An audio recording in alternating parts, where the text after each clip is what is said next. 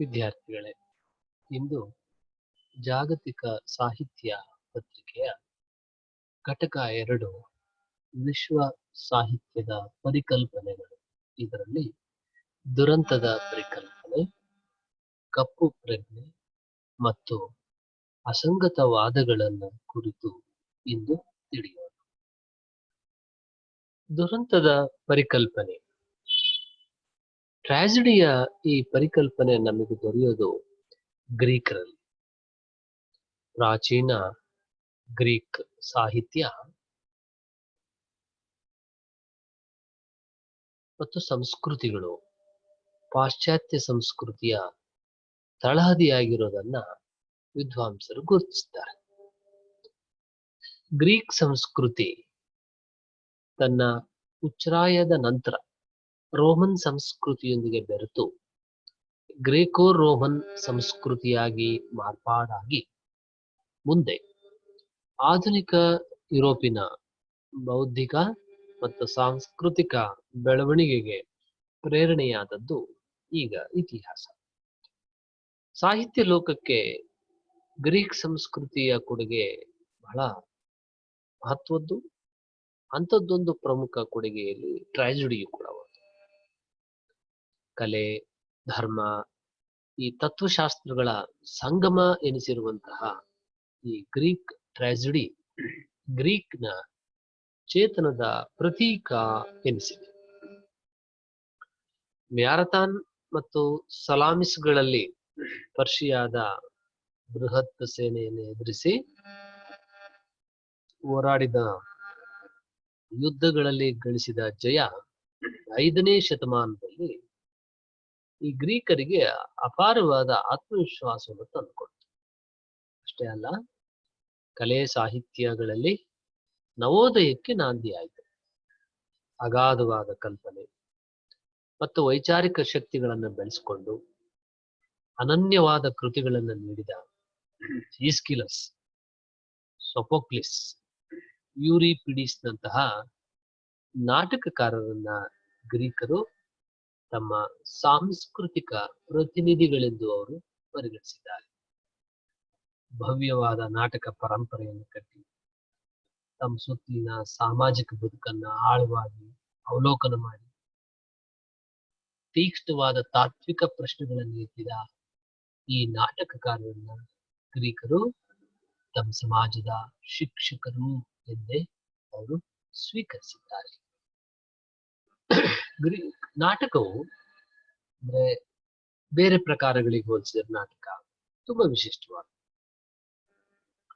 ಕಾವ್ಯ, ಕಾದಂಬರಿ ಇವೆಲ್ಲ ಸ್ವಯಂ ಪೂರ್ಣವಾದ ಪ್ರಕಾರಗಳಾದ್ರೆ, ನಾಟಕ ಕತೆ, ಪಾತ್ರ, ಸಂಭಾಷಣೆ, ರಂಗಪರಿಕರ ಮತ್ತು ಪ್ರೇಕ್ಷಕ ಇವನ್ನೆಲ್ಲ ಒಳಗೊಳ್ಳುವ ಕಾರಣಕ್ಕೆ ಇದೊಂದು ಸಂಯುಕ್ತ ಸಾಹಿತ್ಯ ಪ್ರಕಾರ ಅನಿಸ್ಕೊಳ್ತದೆ. ಯಾಕಂದ್ರೆ ನಾಟಕದ ಪೂರ್ಣ ಅಭಿವ್ಯಕ್ತಿಗೆ ರಂಗಭೂಮಿ ಮೇಲೆ ಪ್ರದರ್ಶನ ಆಗ್ಬೇಕಾದ ಅನಿವಾರ್ಯ. ಹಿಂದಿನಿಂದಲೂ ಮೂಲ ಆಶಯಕ್ಕೆ ತಕ್ಕಂತೆ ನಾಟಕವನ್ನ ಸಾಮಾನ್ಯವಾಗಿ ಟ್ರಾಜಿಡಿ ಅಥವಾ ದುರಂತ ನಾಟಕಗಳು, ಕಾಮಿಡಿ ಅಥವಾ ಹರ್ಷ ನಾಟಕಗಳು ಅಂತ ವಿಭಾಗ ಮಾಡ್ತಾರೆ. ಟ್ರಾಜಿಡಿ ಅಂದ್ರೆ ಅದ್ರ ಕೊನೆಯಲ್ಲಿ ಕಣ್ಣೀರು ಅಂತ, ಕಾಮಿಡಿ ಅಂದ್ರೆ ನಗು ಅಂತ. ಇದೊಂದು ಜನಪ್ರಿಯವಾದ ಗ್ರಹಿಕೆ. ಆದ್ರೆ ಈ ರೀತಿಯ ಜನಪ್ರಿಯವಾದ ಗ್ರಹಿಕೆ ಆ ಪ್ರಕಾರಗಳನ್ನ ತುಂಬಾ ಸರಳೀಕರಣ ಮಾಡಿರೋ ಒಂದು ಕ್ರಮ ಅಷ್ಟೆ. ಆದ್ರೆ ವಿಮರ್ಶಕರ ದೃಷ್ಟಿಯಲ್ಲಿ ನೋಡಿದ್ರೆ ಟ್ರಾಜಿಡಿ ಮನುಷ್ಯನ ಬದುಕಿನ ಆಳಕ್ಕೆ ಹಿಡಿದು ಅವನು ಹೇಗೆ ಕೆಡುಕಿನ ಶಕ್ತಿ ಜೊತೆಗೆ ಮುಖಾಮುಖಿ ಆಗ್ತಾನಲ್ಲ, ಅದರ ಒಳನೋಟಗಳನ್ನ ನೀಡುತ್ತೆ. ಅಂದ್ರೆ ಟ್ರಾಜಿಡಿ ಮನುಷ್ಯನ ಬದುಕಿನ ಆಳಕ್ಕಿಳಿದು ಅವನು ಕೆಡುಕಿನ ಶಕ್ತಿಯೊಂದಿಗೆ ಮುಖಾಮುಖಿಯಾಗುವ ಒಳನೋಟವನ್ನು ನೀಡಿದ್ರೆ, ಕಾಮಿಡಿ ಅದು ಸಮಾಜಮುಖಿಯಾಗಿರುತ್ತೆ. ಮನುಷ್ಯರ ಲೋಪದೋಷಗಳನ್ನ ಲೇವಡಿ ಮಾಡ್ಕೊಳ್ತಾನೆ, ಒಂದು ಸಾಮಾಜಿಕ ಸ್ವಾಸ್ಥ್ಯವನ್ನ ಕಾಪಾಡಲಿಕ್ಕೆ ಅದು ನೆರವಾಗುತ್ತೆ. ಈ ಎರಡೂ ನಾಟಕ ಪ್ರಕಾರಗಳು ಕೂಡ ಒಂದು ತಾತ್ವಿಕ ನಿಲುವಿನಲ್ಲಿ ಹುಟ್ಟುವ ಸಾಹಿತ್ಯ ರೂಪಗಳು. ಟ್ರಾಜಿಡಿ ಮತ್ತು ಕಾಮಿಡಿ ನಾಟಕಗಳು ಮಾನವನ ಬದುಕಿನ ಅಪೂರ್ಣತೆ, ಆದರ್ಶ, ನಿರೀಕ್ಷೆಗಳ ನಡುವಿನ ಸಂಘರ್ಷದಲ್ಲಿ ರೂಪುಗೊಳ್ಳುತ್ತೆ. ಈ ಟ್ರಾಜಿಡಿಯೇ ಆಗ್ಲಿ ಅಥವಾ ಕಾಮಿಡಿ ನಾಟಕಗಳೇ ಆಗ್ಲಿ, ಮನುಷ್ಯನ ಬದುಕಿನ ಅಪೂರ್ಣತೆ ಅಂತ ನಾವೇನ್ ಕರಿತೀವಿ, ಮತ್ತೆ ಮತ್ತೊಂದು ಕಡೆ ಆದರ್ಶ ಮತ್ತು ನಿರೀಕ್ಷೆಗಳು ಅಂತ ನಾವೇನ್ ಕರಿತೀವಿ, ಇವು ನಡುವೆ ಸದಾ ಸಂಘರ್ಷ ನಡೀತಾ ಇರುತ್ತೆ. ಇಂತಹ ಸಂಘರ್ಷದ ಸಂದರ್ಭದ ಒಳಗಡೆ ಈ ನಾಟಕಗಳು ರೂಪುಗೊಳ್ತವೆ ಅನ್ನುವಂಥದ್ದು. ಕನ್ನಡದಲ್ಲಿ ಈ ಟ್ರಾಜಿಡಿಯನ್ನ ದುರಂತ ನಾಟಕ, ರುದ್ರ ನಾಟಕ, ಗಂಭೀರ ನಾಟಕ ಇನ್ನು ಮುಂತಾದ ಹೆಸರುಗಳಿಂದ ಗುರುತಿಸುವಂತ ಒಂದು ರೂಢಿ ಇದೆ. ಆದ್ರೆ ಕೆಲವು ವಿಮರ್ಶಕರು ಟ್ರಾಜಿಡಿ ಅನ್ನೋ ಪದನೇ ಬಳಸ್ತಾರೆ. ಏನು ಕಾರಣ ಅಂದ್ರೆ ಎಲ್ಲ ಟ್ರಾಜಿಡಿಗಳ ಅಂತ್ಯ ದುರಂತವಾಗಿರೋದಿಲ್ಲ. ಮತ್ತೆ ದುರಂತ ಅನ್ನೋ ಒಂದು ನಾಟಕ ಅನ್ನೋ ಪದ ಇದೆಯಲ್ಲ, ಅಲ್ಲಿ ದುರಂತ ಅಂದ್ರೆ ಕೊನೆಗೆ ಅಂತ್ಯದ ಮೇಲೆ ಒತ್ತು ಬೀಳುತ್ತೆ, ದುರಂತ ಅನ್ನೋ ಪದ ಇಟ್ಕೊಂಡ್ರೆ. ಇನ್ನ ರುದ್ರ ನಾಟಕ ಅಂತ ನಾವೇನಾದ್ರೂ ಇಟ್ಕೊಂಡ್ರೆ ಅಲ್ಲಿ ರೌದ್ರತೆಗೆ ಪ್ರಾಮುಖ್ಯ ಆಗುತ್ತೆ. ಅದಕ್ಕೆ ಕೆಲವರು ಏನ್ ಮಾಡ್ತಾರೆ, ಟ್ರಾಜಿಡಿ ಅನ್ನೋದೇನಿದೆಯಲ್ಲ ರೌದ್ರತೆಯ ಜೊತೆಗೆ ಬದುಕಿನ ಸಂಕೀರ್ಣತೆಯ ಅರಿವನ್ನು ಮೂಡಿಸುತ್ತೆ. ಆದ್ರಿಂದ ವಿಶಿಷ್ಟ ಅರ್ಥ ಪರಿಸರವನ್ನು ಹೊಂದಿರುವ ಈ ಪಾಶ್ಚಾತ್ಯ ಪಾರಿಭಾಷಿಕ ಪದ ಇದೆಯಲ್ಲ ಟ್ರಾಜಿಡಿಯನ್ನ ಕೆಲವರು ತುಂಬಾ ಸಮಂಜಸವಾಗಿರ್ಬೇಕು ಅನ್ನೋ ಕಾರಣಕ್ಕೆ ಅದನ್ನ ಹಾಗೆ ಬಳಸ್ತಿದ್ದಾರೆ, ಟ್ರಾಜಿಡಿ ಅಂತಲೇ ಬಳಸ್ತಾರೆ. ಇನ್ನು ಕೆಲವರು ಅದನ್ನ ದುರಂತ ಅಂತ, ಕೆಲವರು ರುದ್ರ ನಾಟಕ, ಗಂಭೀರ ನಾಟಕ ಇದೆಲ್ಲ ಕರೀತಾರೆ. ಹಾಗಾಗಿ ದುರಂತ ಅಂದ್ರೆ ಕೊನೆಗೆ ಏನ್ ಅಂತ್ಯ ಆಯ್ತು ಆ ಅಂತ್ಯದ ಮೇಲೆ ಗಮನ ಹರಿಸ್ತಾರೆ. ರುದ್ರ ಅಂದ್ರೆ ರೌದ್ರಕ್ಕೆ. ಯಾವ ಆ ಪಾಶ್ಚಿಮಾತ್ಯ ಈ ಪರಿಭಾಷೆಯನ್ನ ಪರಿಪೂರ್ಣವಾಗಿ ಕಟ್ಟಿಕೊಡೋದಿಲ್ಲ ಅನ್ನೋ ಕಾರಣಕ್ಕೆ ಕೆಲವು ಟ್ರಾಜಿಡಿ ಅಂತಲೂ ಬಳಸ್ತಾರೆ. ನಾವು ಈಗ ಟ್ರಾಜಿಡಿ ಅಂದ್ರೆ ದುರಂತ ಅಂತಲೇ ಇಟ್ಕೊಂಡು ಇದನ್ನ ಬಳಸೋಣ. OL ನಾಗಭೂಷಣ ಸ್ವಾಮಿ ಅವರು ಹೇಳೋ ಹಾಗೆ ಮನುಷ್ಯನ ಬದುಕಿನ ಜೊತೆಗೆ, ಬದುಕಿನ ಮೂಲ ಪ್ರವೃತ್ತಿಗಳ ಜೊತೆಗೆ ನಿಕಟ ಸಂಬಂಧ ಪಡೆದಿರೋದ್ರಿಂದ ಈ ಗಂಭೀರ ನಾಟಕಗಳು ಮನಸ್ಸನ್ನು ಕಲಕ್ತವೆ, ಹೊಸ ತಿಳಿವನ್ನ ಕೊಡ್ತವೆ ಮತ್ತು ಗಂಭೀರ ಸಂತೋಷವನ್ನ ನೀಡುತ್ತವೆ ಅಂತ ಅವರು ಹೇಳ್ತಾ, ಈ ಟ್ರಾಜಿಡಿಯನ್ನ ದುರಂತದಲ್ಲಿ ಕೊನೆಯಾಗುವ ನಾಟಕ ಅಂತಲೇ ನಾವು ಇದನ್ನ ಅರ್ಥೈಸ್ಕೊಂಡ್ಬಿಟ್ರೆ, ಅಂದ್ರೆ ಟ್ರಾಜಿಡಿ ಅಂದ್ರೆ ದುರಂತದಲ್ಲಿ ಕೊನೆ ಆಗುತ್ತೆ ಅಂತಲೇ ನಾವು ಅದನ್ನೇನಾದ್ರೂ ವಿವರಿಸ್ಕೊಂಡ್ಬಿಟ್ರೆ ನಾವು ಈ ಹೆಚ್ಚಿನದು ಏನನ್ನು ಈ ನಾಟಕದ ಬಗ್ಗೆ ತಿಳಿಲಿಕ್ಕಾಗಲ್ಲ. SV ರಂಗಣ್ಣ ಅವರು ತಮ್ಮ ಪಾಶ್ಚಾತ್ಯ ಗಂಭೀರ ನಾಟಕಗಳು ಎಂಬ ಕೃತಿಯಲ್ಲಿ ಟ್ರಾಜಿಡಿಯ ಬೇರೆ ಬೇರೆ ಮಗ್ಗಲುಗಳನ್ನೆಲ್ಲ ಬಿಚ್ಚಿಡ್ತಾರ. ಒಳಿತು ಕೆಡುಕುಗಳ ಅವಿರತ ಸಂಘರ್ಷವನ್ನ ಮನುಷ್ಯ ಎದುರಿಸುವ ಬಗೆಯ ಚಿತ್ರಣದ ವಿವಿಧ ನೋಟಗಳನ್ನ ನಮಗೆ ಟ್ರಾಜಿಡಿ ನೀಡುತ್ತೆ. ಅಷ್ಟೇ ಅಲ್ಲ, ಅರಿಸ್ಟಾಟಲ್ನಿಂದ ಹಿಡಿದು ಆಧುನಿಕ ಯುಗದವರೆಗೆ ಟ್ರಾಜಿಡಿಯ ಪರಿಕಲ್ಪನೆ ಇದೆಯಲ್ಲ, ಇದು ಕಾಲದಿಂದ ಕಾಲಕ್ಕೆ ಇದು ಬದಲಾಗ್ತಾ ಬಂದಿರೋದನ್ನು ಕೂಡ ನಾವು ಗಮನಿಸಬಹುದು. ಆದ್ರೆ ವ್ಯಾಖ್ಯೆಗಳೆಷ್ಟೇ ಬದಲಾಗಿರ್ಲಿ, ಡೆಫಿನೇಷನ್ ಸಾಕಷ್ಟು ಬದಲಾಗಿರ್ಬೋದು. ಟ್ರಾಜಿಡಿ ಅಂದ್ರೆ ಏನು ಅಂತ ಸುಮಾರು ವಿದ್ವಾಂಸರು ಅಥವಾ ಪಾಶ್ಚಿಮಾತ್ಯ ಮೀಮಾಂಸಕರೆಲ್ಲ ಅದ್ರ ವ್ಯಾಖ್ಯಾನಗಳನ್ನ ನೀಡಿದ್ದಾರೆ. ಆದ್ರೆ ಆ ಎಲ್ಲದರಲ್ಲೂ ಕೂಡ ಆಳದಲ್ಲಿ ಟ್ರಾಜಿಡಿ ಅನ್ನೋದೇನಿದೆಯಲ್ಲ ಅದು ಮೂಲ ನೋವಿನ ಅನುಭವದಲ್ಲಿ ಇರೋದನ್ನ ಗುರುತಿಸ್ಲೇ ಆ ಅನುಭವಕ್ಕೆ ಒಂದು ಅರ್ಥಪೂರ್ಣವಾದ ಚೌಕಟ್ಟನ್ನ ಅದು ಕಟ್ಟಿಕೊಡುತ್ತೆ ಎಂಬ ಒಂದು ಸಾಮಾನ್ಯ ಅಭಿಪ್ರಾಯವನ್ನ ನಾವು ಒಟ್ಟಾಗಿ ಸ್ವೀಕರಿಸಬಹುದು. ಕಾಲದಿಂದ ಕಾಲಕ್ಕೆ ಬೇರೆ ಬೇರೆ ಮೀಮಾಂಸಕರು ಬೇರೆ ಬೇರೆ ರೀತಿಯಲ್ಲಿ ವ್ಯಾಖ್ಯಾನ ಮಾಡಿದ್ರು. ಎಲ್ಲ ವ್ಯಾಖ್ಯಾನಗಳಲ್ಲಿ ಇರೋದೇನು, ಈ ಟ್ರಾಜಿಡಿ ಮೂಲ ಇದೆಯಲ್ಲ ಇದು ನೋವಿನ ಅನುಭವದಲ್ಲಿ ಇರುತ್ತೆ ಮತ್ತು ಆ ಅನುಭವಕ್ಕೆ ಒಂದು ಅರ್ಥಪೂರ್ಣವಾದ ಚೌಕಟ್ಟನ್ನ ಕಟ್ಟಿಕೊಡುವಂತಹದ್ದು ಎಂಬ ಒಂದು ಸಾಮಾನ್ಯ ಅಭಿಪ್ರಾಯವನ್ನಾಗಿ ನಾವು ಈ ದುರಂತ ಟ್ರಾಜಿಡಿ ಬಗ್ಗೆ ಸ್ವೀಕರಿಸಬಹುದು. ಶೇಕ್ಸ್ಪಿಯರ್ನ ಲಿಯರ್ ಮಹಾರಾಜ ಎಂಬ ನಾಟಕದಲ್ಲಿ, ಕಿಂಗ್ ಲಿಯರ್ ನಾಟಕದಲ್ಲಿ ವೃದ್ಧ ಲಿಯರ್ ತನ್ನ ಪ್ರೀತಿಯ ಮಗಳಾದ ಕೋರ್ಡಿಲಿಯ ದುರ್ಮರಣಕ್ಕೀಡಾಗಿರ್ತಾಳೆ. ಅವಳ ಶವದ ಮುಂದೆ ಅವನು ಮಾತಾಡುವ ಪ್ರಸಂಗ ಬರ್ತದೆ. ಆಗ ಅವನು ಅಲ್ಲಿ ನಾಯಿ, ಕುದುರೆ, ಇಲಿ ಇವೆಲ್ಲ ಯಾಕೆ ಬದುಕಿದಾವೆ, ನಿನಗೆ ಮಾತ್ರ ಉಸಿರು ಯಾಕಿಲ್ಲ? ಈ ತರ ತಂದ ತೀರದ ಅಂದ್ರೆ ಬಗೆಹರಿಯದ ಸಂಕಟದಿಂದ ಕೇಳೋ ಅಂತ ಸಂದರ್ಭ ಇದೆಯಲ್ಲ, ಅಲ್ಲಿ ಬದುಕಿನ ಅತ್ಯಂತ ಕಟು ಸತ್ಯವೊಂದರ ನಿದರ್ಶನವನ್ನ ನಾವಲ್ಲಿ ಕಾಣಬಹುದು. ನೋಡಿ, ಟ್ರಾಜಿಡಿ ಅದ್ರ ಸ್ವರೂಪ ಕಾಲಕ್ರಮೇಣ ಬದಲಾಗ್ತಾ ಹೋಯ್ತು. ಆದ್ರೆ ಆ ಟ್ರಾಜಿಡಿ ತನ್ನ ಅರ್ಥಪೂರ್ಣತೆಯನ್ನು ಕಳ್ಕೊಳ್ಳಿಲ್ಲ. RP ಡ್ರೈಪರ್ ವಿದ್ವಾಂಸ ಹೇಳೋ ಹಾಗೆ, ಯಾವ ಟ್ರಾಜಿಡಿಯೂ ಕೂಡ ನೋವಿನ ಒಂದು ಚೀತ್ಕಾರ ಮಾತ್ರ ಆಗಿರೋದಿಲ್ಲ, ನೋವಿನ ತಿಳಿವಿಗೆ ಒಂದು ಅರ್ಥಪೂರ್ಣತೆಯನ್ನು ತಂದುಕೊಡುತ್ತೆ. ಅದು ಒಮ್ಮೆ ಹತಾಶೆಯಂತೆ, ಒಮ್ಮೆ ಸಾಂತ್ವನದಂತೆ ಕಂಡ್ರು ಅದು ಮನುಷ್ಯನಾಗಿರುವುದೆಂದರೆ ಏನು ಎಂಬ ತಿಳಿವನ್ನ ಅದು ಕೊಡುತ್ತೆ ನಮಗೆ. ಅಂದ್ರೆ ಅದು ಒಂದ್ಸರಿ ಸಮಾಧಾನ ಮಾಡಂಗ್ ಹೇಳ್ಬೋದು, ಒಂದ್ಸರಿ ಏನೋ ಹತಾಶೆ ತರ ಆಗ್ಬೋದು. ಆದ್ರೆ ಮನುಷ್ಯನಾಗಿರುವುದು ಎಂದರೆ ಏನು ಎಂಬ ತಿಳಿವು ಮತ್ತು ಅದರಿಂದಲೇ ಮಾನವ ಜಾತಿಗೆ ಸೇರೋದು ಅಂದ್ರೆ ನೋವನ್ನ ಸಹಿಸುವುದು ಅಷ್ಟೇ ಅಲ್ಲ, ನೋವಿನ ಅರಿವೇ ಅದರ ವಿಧಿ ಎಂಬ ಅಭಿವ್ಯಕ್ತಿಯನ್ನು ಕೂಡ ಅದು ನೀಡುತ್ತೆ. ಬಹಳ ಮುಖ್ಯವಾದ್ದು ನೀವು ಗ್ರಹಿಸಬೇಕಾದ್ದು, ಟ್ರಾಜಿಡಿ ದುರಂತವನ್ನ ಅರ್ಥ ಮಾಡಿಕೊಳ್ಳುವಾಗ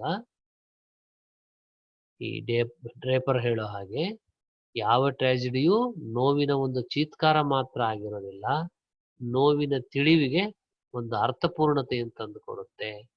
ಒಮ್ಮೆ ಹತಾಶೆಯಂತೆ, ಒಮ್ಮೆ ಸಾಂತ್ವನದಂತೆ ಕಂಡ್ರು ಅದು ಮನುಷ್ಯನಾಗಿರೋದು ಅಂದ್ರೆ ಏನು ಎಂಬ ತಿಳುವಳಿಕೆ ನಮಗೆ ಕೊಡುತ್ತೆ. ಮನುಷ್ಯನ ಜಾತಿಗೆ ಸೇರೋದು ಅಂದ್ರೆ ನೋವನ್ನು ಸಹಿಸ್ಕೊಳ್ಳೋದು ಅಷ್ಟೇ ಅಲ್ಲ, ನೋವಿನ ಅರಿವೇ ಅದರ ವಿಧಿ, ನೋವನ್ನ ಅರ್ಥ ಮಾಡಿಕೊಳ್ಬೇಕು ಎಂಬ ಸಂಗತಿಯನ್ನ ಈ ದುರಂತ ಅಥವಾ ಈ ಟ್ರಾಜಿಡಿ ನಮಗೆ ಕಲಿಸಿಕೊಡುತ್ತೆ. ಈ ಟ್ರಾಜಿಡಿಯ ಸಿದ್ಧಾಂತಗಳಿದಾವಲ್ಲ, ಇವು ಕೂಡ ನೋವು ಮತ್ತು ಅದರ ಅರ್ಥೈಸುವಿಕೆ ಇವೆರಡನ್ನೇ ಕೇಂದ್ರೀಕೃತ ಮಾಡಿ ಇಟ್ಕೊಂಡಿವೆ. ಅಂದ್ರೆ ಟ್ರಾಜಿಡಿ ಮೇಲೆ ಬಂದಿರತಕ್ಕಂತ ಸಿದ್ಧಾಂತಗಳು ಕೂಡ ನೋವು ಮತ್ತು ಅದನ್ನ ಅರ್ಥೈಸುವಿಕೆ ಇವೆರಡನ್ನೇ ಕೇಂದ್ರೀಕರಿಸಿ ಅವು ಚರ್ಚೆ ಮಾಡ್ತಾ ಇವೆ. ಮರೆ ಕ್ರೀಗರ್ ಎಂಬ ವಿದ್ವಾಂಸ ಈ ಬಗ್ಗೆ ಚರ್ಚೆ ಮಾಡ್ತಾ ಎರಡು ಪದ ಬಳಸ್ತಾನ ಅವನು. ಒಂದು ಟ್ರಾಜಿಡಿ, ಇನ್ನೊಂದು ಟ್ರಾಜಿಕ್ ದೃಷ್ಟಿ ಅಂತ. ಇವೆರಡರ ನಡುವೆ ವ್ಯತ್ಯಾಸ ಅಥವಾ ಅಂತರವನ್ನು ಗುರುತು ಮಾಡ್ತಾ ಅವನು ಟ್ರಾಜಿಡಿ ಅನ್ನೋದು ಒಂದು ಸಾಹಿತ್ಯ ರೂಪ ಅಂತ, ಲಿಟರರಿ ಫಾರ್ಮ್ ಪ್ರಕಾರ. ಟ್ರಾಜಿಕ್ ಇದೆಯಲ್ಲ, ಟ್ರಾಜಿಕ್ ದೃಷ್ಟಿ ಅದು ಒಬ್ಬ ವ್ಯಕ್ತಿಯ ಮನೋಧರ್ಮಕ್ಕೆ ಸಂಬಂಧಪಟ್ಟದ್ದು. ಅಂದ್ರೆ ಅದು ಅವನು ಕಂಡ ವಾಸ್ತವದ ದರ್ಶನವನ್ನು ಸೂಚಿಸೋದು. ದಟ್ ಈಸ್ ಟ್ರಾಜಿಕ್ ದೃಷ್ಟಿ. ಟ್ರಾಜಿಕ್ ದೃಷ್ಟಿ ಬೇರೆ, ಟ್ರಾಜಿಡಿ ಬೇರೆ ಅನ್ನುವಂಥದ್ದು. ಸೊಫೋಕ್ಲಿಸ್ ದೊರೆ ಈಡಿಪಸ್ ನಾಟಕದ ನಂತರ ಬರೆದ ಕೊಲೋನಸ್ ನಲ್ಲಿ ಕೂಡ ಈಡಿಪಸ್ ನಾಟಕದಲ್ಲಿನ ಸಂಕಟದ ನಂತರ ಸಿಗೋ ಅಂತ ಒಂದು ಸಾಂತ್ವನದ ಅನುಭವ, ಕ್ಷುಬ್ಧತೆಯ ನಂತರ ಶಾಂತಿ ಸಾಮರಸ್ಯಗಳನ್ನು ತಲುಪುವ ಅನುಭವ. ನೋಡಿ, ನಾಟಕ ನೋಡಿದ್ರೆ ನೀವು, ಸಂಕಟದ ನಂತರ ಸಿಗುವ ಒಂದು ಸಾಂತ್ವನದ ಅನುಭವ, ಅಂದ್ರೆ ಎಲ್ಲ ಪೈನ್ಫುಲ್ ಅಂತೀವಿ ನಾವು, ಈ ಎಲ್ಲ ಸಂಕಟಗಳನ್ನ ದಾಟಿದ ನಂತರ ಒಂದು ಸಾಂತ್ವನದ ಅನುಭವ ಸಿಗುತ್ತೆ. ಬಹಳ ಕ್ಷುಬ್ಧತೆ ನಂತರ ಒಂದು ಯಾವುದೋ ಶಾಂತಿ ಸಾಮರಸ್ಯವನ್ನ ತಲುಪುವ ಅನುಭವ ಸಿಗುತ್ತೆ. ಹೀಗೆ ಎಲ್ಲ ಮನುಷ್ಯ ಪ್ರಯತ್ನಗಳ ನಾಶದ ಮಧ್ಯೆಯೂ ಕೂಡ ಬದುಕನ್ನ ಅಳಿವಿನ ಅಂಚಿನಿಂದುಡಿಸುವಂತಹ ಒಂದು ಅಲೌಕಿಕ ಅನುಗ್ರಹದ ಸೆಳಕಿನ ಸ್ಪರ್ಶವನ್ನ ನಾವಲ್ಲಿ ಕಾಣ್ತೀವಿ. ಏನೆಲ್ಲ ಮನುಷ್ಯ ಪ್ರಯತ್ನಗಳ ನಾಶದ ಮಧ್ಯೆಯೂ ಕೂಡ ಬದುಕು ಅಳಿವಿನ ಅಂಚಿಗೆ ಹೋದಾಗ ಆ ಅಂಚಿನಿಂದ ಉಳಿಸುವಂತ ಯಾವುದೋ ಒಂದು ಅಲೌಕಿಕವಾದ ಕೃಪೆ, ಅನುಗ್ರಹದ ಒಂದು ಸೆಳಕಿನ ಸ್ಪರ್ಶವಿದೆ. ಈ ಟ್ರಾಜಿಡಿ ಅಥವಾ ದುರಂತ ಬಾಹ್ಯ ಚೌಕಟ್ಟಿನಲ್ಲಿ, ಅಂದ್ರೆ ಆ ಚೌಕಟ್ಟಿನಲ್ಲಿ ನೋಡಿದ್ರೆ, ಟ್ರಾಜಿಡಿ ಚೌಕಟ್ಟಿನಲ್ಲಿ ನೋಡಿದ್ರೆ ಬಾಹ್ಯವಾಗಿ ನಮಗೆ ಕಣ್ಣಿಗೆ ತೋರೋ ಬದುಕಿನ ಹಿಂದಿನ ನಿಗೂಢತೆಯ ಮತ್ತು ಮನುಷ್ಯನ ತಿಳುವಳಿಕೆಯನ್ನು ಮೀರಿದ ಅಗಾಧವಾದ ಒಂದು ಒಳನೋಟ ಅದು ಅಸ್ಪಷ್ಟವಾದರೂ ಕೂಡ ನಮಗೆ ಸ್ವಲ್ಪ ಮಟ್ಟಿಗೆ ದೊರೆಯುತ್ತೆ. ಇದು ಬಹಳ ಮುಖ್ಯ. ಟ್ರಾಜಿಡಿಯ ಒಂದು ಚೌಕಟ್ಟಿನಲ್ಲಿ ಬಾಹ್ಯ ಕಣ್ಣಿಗೆ ತೋರುವ ಬದುಕಿನ ಹಿಂದಿನ ನಿಗೂಢತೆ ನಮ್ಮ ಕಣ್ಣಿಗೆ ಕಾಣುತ್ತೆ ಹೊರ ನೋಟ, ಹಾಗೆ ಕಾಣುವ ಬದುಕಿನ ಹಿಂದಿನ ನಿಗೂಢ ಯಾವುದು ಅನ್ನುವಂಥದ್ದು, ಆ ನಿಗೂಢವನ್ನ. ಮತ್ತೆ ನಮ್ಮ ತಿಳುವಳಿಕೆ ಇದೆ ಮನುಷ್ಯಂದು, ಆ ತಿಳುವಳಿಕೆಯನ್ನು ಮೀರಿದ ಒಂದು ಅಗಾಧವಾದಂತ ಒಳನೋಟ. ಅದು ತುಂಬಾ ಕ್ಲಿಯರ್, ಸ್ಪಷ್ಟ ಅಲ್ಲದೆ ಇರಬಹುದು, ಅಸ್ಪಷ್ಟವಾಗಿ ಆದ್ರೂ ನಮ್ಮ ಬದುಕಿನ ಹಿಂದಿನ ನಿಗೂಢವಾದ ಒಂದು ಶಕ್ತಿಯೊಂದನ್ನು ಅಥವಾ ನಮ್ಮ ತಿಳುವಳಿಕೆಯನ್ನು ಮೀರಿದ ಅಗಾಧತೆಯ ಒಳನೋಟವೊಂದನ್ನ ಅಸ್ಪಷ್ಟವಾಗಿ ಆದ್ರೂ ಕೂಡ ಈ ದುರಂತ ನಾಟಕಗಳು ನಮಗೆ ಕಟ್ಟಿಕೊಡ್ತವೆ. ಈ ದುರಂತ ಕಲ್ಪನೆ, ಪರಿಕಲ್ಪನೆ ಅಥವಾ ಟ್ರಾಜಿಡಿಯ ಇನ್ನಷ್ಟು ಕೆಲವು ವಿಷಯಗಳ ಮೂಲಕ ತಿಳಿಯೋಣ. ಟ್ರಾಜಿಡಿ ಬಹಳ ಮುಖ್ಯವಾದ ಲಕ್ಷಣ ವ್ಯಂಗ್ಯ ಅಂತ ಹೇಳ್ತಾರೆ. ಈ ವ್ಯಂಗ್ಯ ಇದೆಯಲ್ಲ, ಅದು ಆ ನಾಟಕದ ಆಶಯ ಮತ್ತು ಘಟನೆ ಅವೆರಡರ ನಡುವೆ ಇರುವ ಸಂಬಂಧದಲ್ಲಿ ಅದು ನಮಗೆ ಎದ್ದು ಕಾಣುತ್ತೆ, ವ್ಯಂಗ್ಯ ಅನ್ನುವಂಥದ್ದು. ಇದು ಟ್ರಾಜಿಡಿಯ ಬಹಳ ಮುಖ್ಯವಾದ ಒಂದು ಲಕ್ಷಣ, ಅದು ವ್ಯಂಗ್ಯ. ಮತ್ತೊಂದು, ಈ ಕೆಡುಕಿನ ಘೋರತೆ ಇದೆಯಲ್ಲ, ಅದರ ಆಳಕ್ಕೆ ಇಳಿದು ಕೊನೆಗೆ ಅದರ ಅರ್ಥಹೀನತೆ, ವ್ಯರ್ಥತೆ ತರುವಂತ ಅರಿವು ಇದೆಯಲ್ಲ, ಅದು ಈ ಟ್ರಾಜಿಡಿಯ ಕೇಂದ್ರ ಅನುಭವವಾಗಿ ನಿಲ್ಲೋದು. ಅಂದ್ರೆ ದಿ ಸೆಂಟರ್ ಎಕ್ಸ್ಪೀರಿಯನ್ಸ್ ಅಂತೀವಿ. ಬಹಳ ಮುಖ್ಯ ಅನುಭವ ಯಾವುದು ಅಂದ್ರೆ, ಒಂದು ಕೆಡುಕಿನ ಘೋರತೆ ಇದೆಯಲ್ಲ, ಅದರ ಆಳಕ್ಕೆ ಇಳಿದು ಕೊನೆಗೆ ಇದೆಲ್ಲ ಎಷ್ಟು ಅರ್ಥಹೀನವಾದದ್ದಲ್ವಾ, ವ್ಯರ್ಥವಾದದ್ದಲ್ವೇ ಎಂಬ ಅರಿವು ಇದೆಯಲ್ಲ, ಆ ಅರಿವೇ ಈ ಟ್ರಾಜಿಡಿಯ ಕೇಂದ್ರ ಅನುಭವವಾಗಿ ನಿಲ್ಲೋದು. ಕೊನೆಗೆ ಆ ದುರಂತದ ಅನುಭವ ನಮ್ಗೆ ಏನನ್ನ ಕಟ್ಟಿಕೊಡುತ್ತೆ, ದುರಂತದ ಪರಿಕಲ್ಪನೆ ಏನನ್ನ ನಮಗೆ ಕಲಿಸ್ಕೊಡುತ್ತೆ, ಕೆಡುಕಿನ ಘೋರತೆಯ ಆಳಕ್ಕೆ ಇಳಿದು ಕೊನೆಗೆ ಅದರ ಅರ್ಥಹೀನ, ವ್ಯರ್ಥ ಇವೆಲ್ಲದರ ಅರಿವು ನಮಗೆ ತಂದು ಕೊಡುತ್ತೆ. ಇದೇ ಟ್ರಾಜಿಡಿಯ ಕೇಂದ್ರ ಅನುಭವ. ಮತ್ತೊಂದು ಸಂಗತಿ, ಟ್ರಾಜಿಡಿ ಅಂತಿಮ ಉದ್ದೇಶ ಆನಂದ ನೀಡುತ್ತೆ. ಕಾಮಿಡಿನೇ ಇರಲಿ, ಟ್ರಾಜಿಡಿನೇ ಇರಲಿ, ಅಂತಿಮ ಉದ್ದೇಶ ಆನಂದ ನೀಡೋದು ಆಗಿರೋದ್ರಿಂದ ಈ ಆನಂದ ಬೇರೆ ರೀತಿಯಾದದ್ದಷ್ಟೇ. ಇದನ್ನ ಹೆಲನ್ ಗಾರ್ಡನರ್ ಎಂಬಾತ ಹೇಳೋ ಹಾಗೆ ನೋವಿನಲ್ಲಿ ನಲಿವನ್ನ ಕಾಣಿಸುತ್ತೆ ಅಂತ ಹೇಳ್ತಾರೆ. ನೋವಿನಲ್ಲಿ ನಲಿವನ್ನ ಕಾಣಿಸುತ್ತೆ ಅಂದ್ರೆ ನೋವಿನ ಅನುಭವದಲ್ಲೂ ಆನಂದವನ್ನ ಕಾಣುವಂತ ಒಂದು ನೋವು, ಆ ನೋವಿನ ಅನುಭವ ನಮಗೆ ಒಂದು ಬಗೆಯ ಆನಂದವನ್ನು ಕೊಡುತ್ತೆ. ಹಾಗಾಗಿ ಟ್ರಾಜಿಡಿಯ ಅಂತಿಮ ಉದ್ದೇಶ ಆನಂದ ಅನ್ನೋದೇನಿದೆಯಲ್ಲ ಅದು ಕೊಡುತ್ತೆ, ಆದ್ರೆ ಅದು ನೋವಿನಲ್ಲಿ ನಲಿವನ್ನ ಕಾಣಿಸುತ್ತೆ ನಮಗೆ. ಇನ್ನೊಂದು, ಈ ದುರಂತ ಟ್ರಾಜಿಡಿಯನ್ನ ತಿಳ್ಕೊಳ್ಳಿಕ್ಕೆ ನೀವು ಗಮನಿಸ್ಬೇಕಾದ್ದೇನಂದ್ರೆ, ಟ್ರಾಜಿಡಿಯು ಮನುಷ್ಯನ ಮೂರ್ಖತನದ ನೈತಿಕ ಟೀಕೆ ಆಗಿಲ್ಲ. ಟ್ರಾಜಿಡಿ ಅಂದ್ರೆ ಮನುಷ್ಯ ಮೂರ್ಖತನದಿಂದ ತನ್ನಂತಾನು ವಿಧಿಗೆ ವಿರುದ್ಧವಾಗಿ ಕ್ಷಣಿಸಿ ಅವಸಾನ ಅಂತ್ಯವನ್ನ ಮಾಡ್ಕೊಳ್ತಾನೆ, ಅವನು ಮೂರ್ಖ ಅಂತೆಲ್ಲ ಹೇಳ್ತಾರಲ್ಲ, ಹಾಗಲ್ಲ. ಟ್ರಾಜಿಡಿ ಉದ್ದೇಶ ಮನುಷ್ಯನ ಮೂರ್ಖತನವನ್ನ ಮಾರಲ್ ಆಗಿ, ನೈತಿಕವಾಗಿ ಅದು ತಪ್ಪು ಅಂತೇಳಿ ಟೀಕೆ ಮಾಡೋದಲ್ಲ, ಅದಷ್ಟೇ ಮುಖ್ಯ ಅಲ್ಲ. ಮೇರೆ ಅರಿಯದ ದುಃಖದ ಎದುರಿನಲ್ಲಿ, ಅಂದ್ರೆ ಅದನ್ನ ಎಲ್ಲೇ ಏನು ಅನ್ನೋದೇ ಗೊತ್ತಿಲ್ಲದೆ ಇರೋದು, ಎಲ್ಲೆ ಮೀರಿದ ದುಃಖದ ಎದುರಿನಲ್ಲಿ ಕಾಣುವ, ಅಂದ್ರೆ ಮಿತಿ ಮೀರಿದ್ದು ಅಂತೀವಲ್ಲ, ಅದನ್ನ ಮಿತಿ ಮೀರಿದ ಅಪಾರವಾದ ದುಃಖದ ಎದುರಿನಲ್ಲೂ ಕೂಡ ನಮಗೆ ಮನುಷ್ಯನ ಹಿರಿಮೆ ಕಾಣುತ್ತೆ. ಅಂದ್ರೆ ಇಷ್ಟೆಲ್ಲದರ ನಡುವೆ ಮನುಷ್ಯನ ದೊಡ್ಡತನ ಕಾಣುತ್ತೆ. ಅವನ ರುಜುತ್ವ ಅನ್ನೋದೊಂದು ಇರುತ್ತೆ, ಅವನಲ್ಲಿ ಉದಾತ್ತತೆ ಅನ್ನೋದು, ಅವನ ಸ್ಥೈರ್ಯ, ಇವನ್ನೆಲ್ಲ ಎತ್ತಿ ಹಿಡಿತು. ಟ್ರಾಜಿಡಿ ಕಾನ್ಸೆಪ್ಟು, ಟ್ರಾಜಿಡಿಯ ಪರಿಕಲ್ಪನೆ ಹೆಂಗ್ ಅರ್ಥ ಮಾಡ್ಕೊಳ್ಬೇಕು ಅಂದ್ರೆ, ಮನುಷ್ಯನ ಮೂರ್ಖತನವನ್ನ ನೈತಿಕವಾಗಿ ಟೀಕೆ ಮಾಡೋದಲ್ಲ ಇವ್ರ ಉದ್ದೇಶ. ಹಿಂಗೆ ಅಪರಿಮಿತವಾದ ಇಂಥ ದುಃಖದ ಎದುರಿನಲ್ಲೂ ಕೂಡ ನಮಗೆ ಮನುಷ್ಯನ ಹಿರಿಮೆ ಕಾಣುತ್ತೆ. ಮನುಷ್ಯ ಎಷ್ಟು ದೊಡ್ಡವನು, ಅವನ ರುಜುತ್ವ, ಉದಾತ್ತತೆ, ಸ್ಥೈರ್ಯಗಳು, ಇವನ್ನೆಲ್ಲ ಎತ್ತಿ ಹಿಡಿಯೋದು ಟ್ರಾಜಿಡಿಯ ಬಹಳ ಮುಖ್ಯವಾದಂತಹ ಒಂದು ಉದ್ದೇಶ. ಹಾಗಾಗಿ ಟ್ರಾಜಿಡಿ ಅಥವಾ ದುರಂತವನ್ನ ನೀವು ಗ್ರಹಿಸುವಾಗ ಈ ಮುಖ್ಯ ಅಂಶಗಳನ್ನ ನೀವು ಗಮನಿಸಬೇಕು. ಆಗ ನಿಮಗೆ ಸ್ಪಷ್ಟವಾಗಿ ದುರಂತದ ಪರಿಕಲ್ಪನೆ, ಪ್ರಜ್ಞೆಯನ್ನ ಗ್ರಹಿಸ್ಲಿಕ್ಕೆ ಸಾಧ್ಯ ಆಗುತ್ತೆ. ನಂತರ ಮತ್ತೊಂದು ಮುಖ್ಯ ಪರಿಕಲ್ಪನೆ ಕಪ್ಪು ಪ್ರಜ್ಞೆ. ಇದು ಯುರೋಪಿನಲ್ಲಿ ಸಂದರ್ಭದಲ್ಲಿ, ಅಂದ್ರೆ ಯುರೋಪ್ ತನ್ನ ವಸಾಹತುಶಾಹಿಯ ಒಂದು ದುರಾಡಳಿತದ ಮೂಲಕ ಈ ಆಫ್ರಿಕನ್ ಪ್ರಜ್ಞೆಯನ್ನ ಅದು ಬಲವಾಗಿ ಆಕ್ರಮಿಸ್ಕೊಂಡ್ಬಿಟ್ಟಿತ್ತು.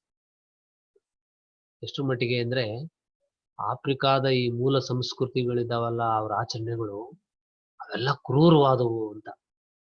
ನಮ್ಮದು ಮಾತ್ರ ಬಹಳ ವಾತ್ಸಲ್ಯಮಯವಾದದ್ದು, ಮಮತೆಯ ದೇವರು ಅಂತ ಅವ್ರು ಹೇಳ್ಕೊಳ್ತಾರೆ. ಯುರೋಪಿಯನ್ ಮಮತೆಯ ದೇವರು ಅಂತ ಹೇಳೋದ್ರ ಮೂಲಕ ಇಡೀ ಆಫ್ರಿಕನ್ನರ ಸಮುದಾಯ ಸಂಸ್ಕೃತಿಗಳ ಮೇಲೆ ಯುರೋಪ್ ದಾಳಿ ಮಾಡುತ್ತೆ.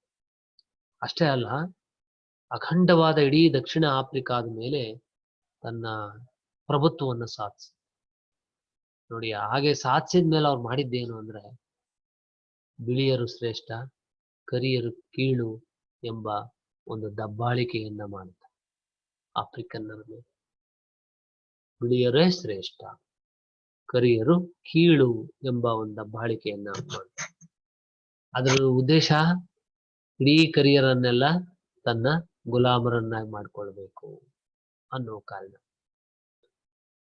ಅವರನ್ನ ಇನ್ನಷ್ಟು ಗುಲಾಮರನ್ನಾಗಿ ಮುಂದುವರಿಸಬೇಕು ಅನ್ನೋದಕ್ಕೆ ಅನೇಕ ನಿಷಿದ್ಧವಾದ ಕಾನೂನುಗಳನ್ನು ಜಾರಿ ಮಾಡಿ, ಅನೇಕ ಕಾನೂನುಗಳನ್ನು ತಂದು ಅವರನ್ನ ಬಿಡದಲ್ಲಿ ಇಟ್ಕೊಳ್ಳಕ್ ಪ್ರಯತ್ನ ಮಾಡ್ತಾರೆ. ಅದಕ್ಕೆ ಅಪಾರ್ಥೈಡ್ ನೀತಿಯ ವ್ಯವಸ್ಥೆ ಅಂತ.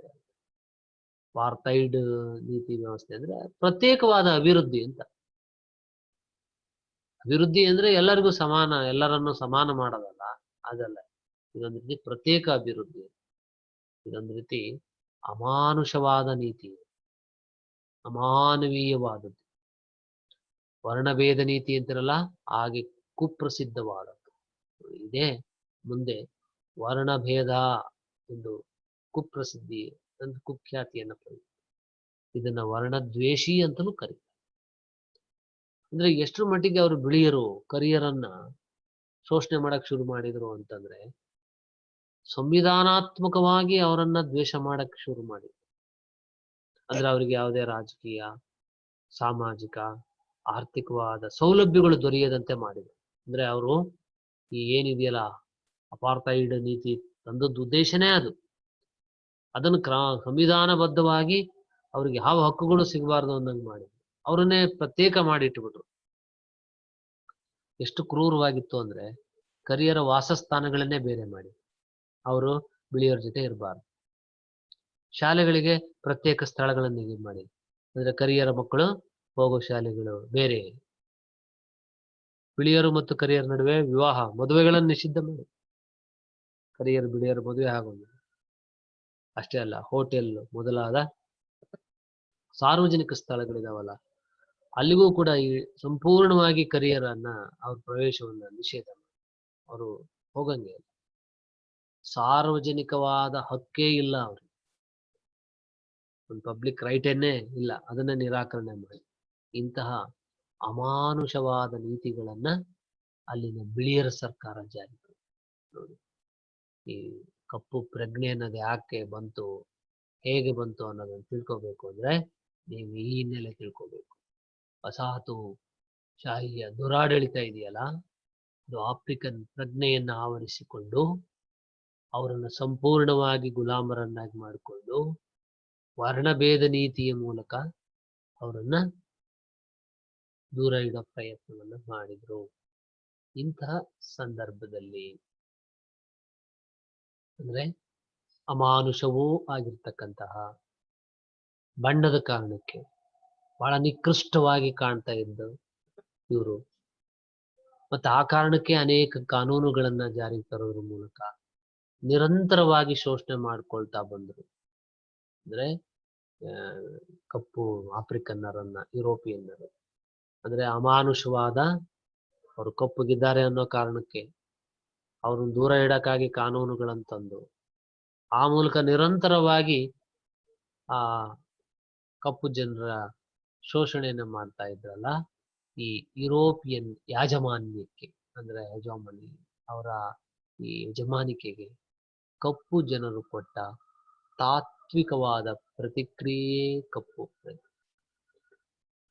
ಏನು ಕಪ್ಪು ಪ್ರಜ್ಞೆ, ಬ್ಲಾಕ್ ಕಾನ್ಶಿಯಸ್ನೆಸ್ ಏನು ಅಂದ್ರೆ ಯುರೋಪಿಯನ್ನರ ಅಮಾನುಷವಾದಂತಹ ವರ್ಣಭೇದ ನೀತಿಯ ಮೂಲಕ ಶೋಷಣೆ ಮಾಡ್ತಾ ಇದ್ದದ್ದರಿಂದ ಆ ಯುರೋಪಿನ ಯಾಜಮಾನ್ಯಕ್ಕೆ ಕಪ್ಪು ಜನರು ಕೊಟ್ಟ ತಾತ್ವಿಕ ಪ್ರತೀಕ ಬಹಳ ಮುಖ್ಯವಾದದ್ದು. ಅದೇ ಕಪ್ಪು ಪ್ರಜ್ಞೆ. ಈ ಕಪ್ಪು ಪ್ರಜ್ಞೆ ದಕ್ಷಿಣ ಆಫ್ರಿಕಾದಲ್ಲಿ 60ರ ದಶಕದಲ್ಲಿ ಆರಂಭ ಆಯಿತು. ಇದರ ಸ್ಥಾಪಕ ಸ್ಟೀವ್ ಬೈಕೋರ್ ಬ್ಲಾಕ್ ಕಾನ್ಶಿಯಸ್ನೆಸ್ ಮೂವ್ಮೆಂಟ್ ಅಂತ ಕರೀತಾರೆ.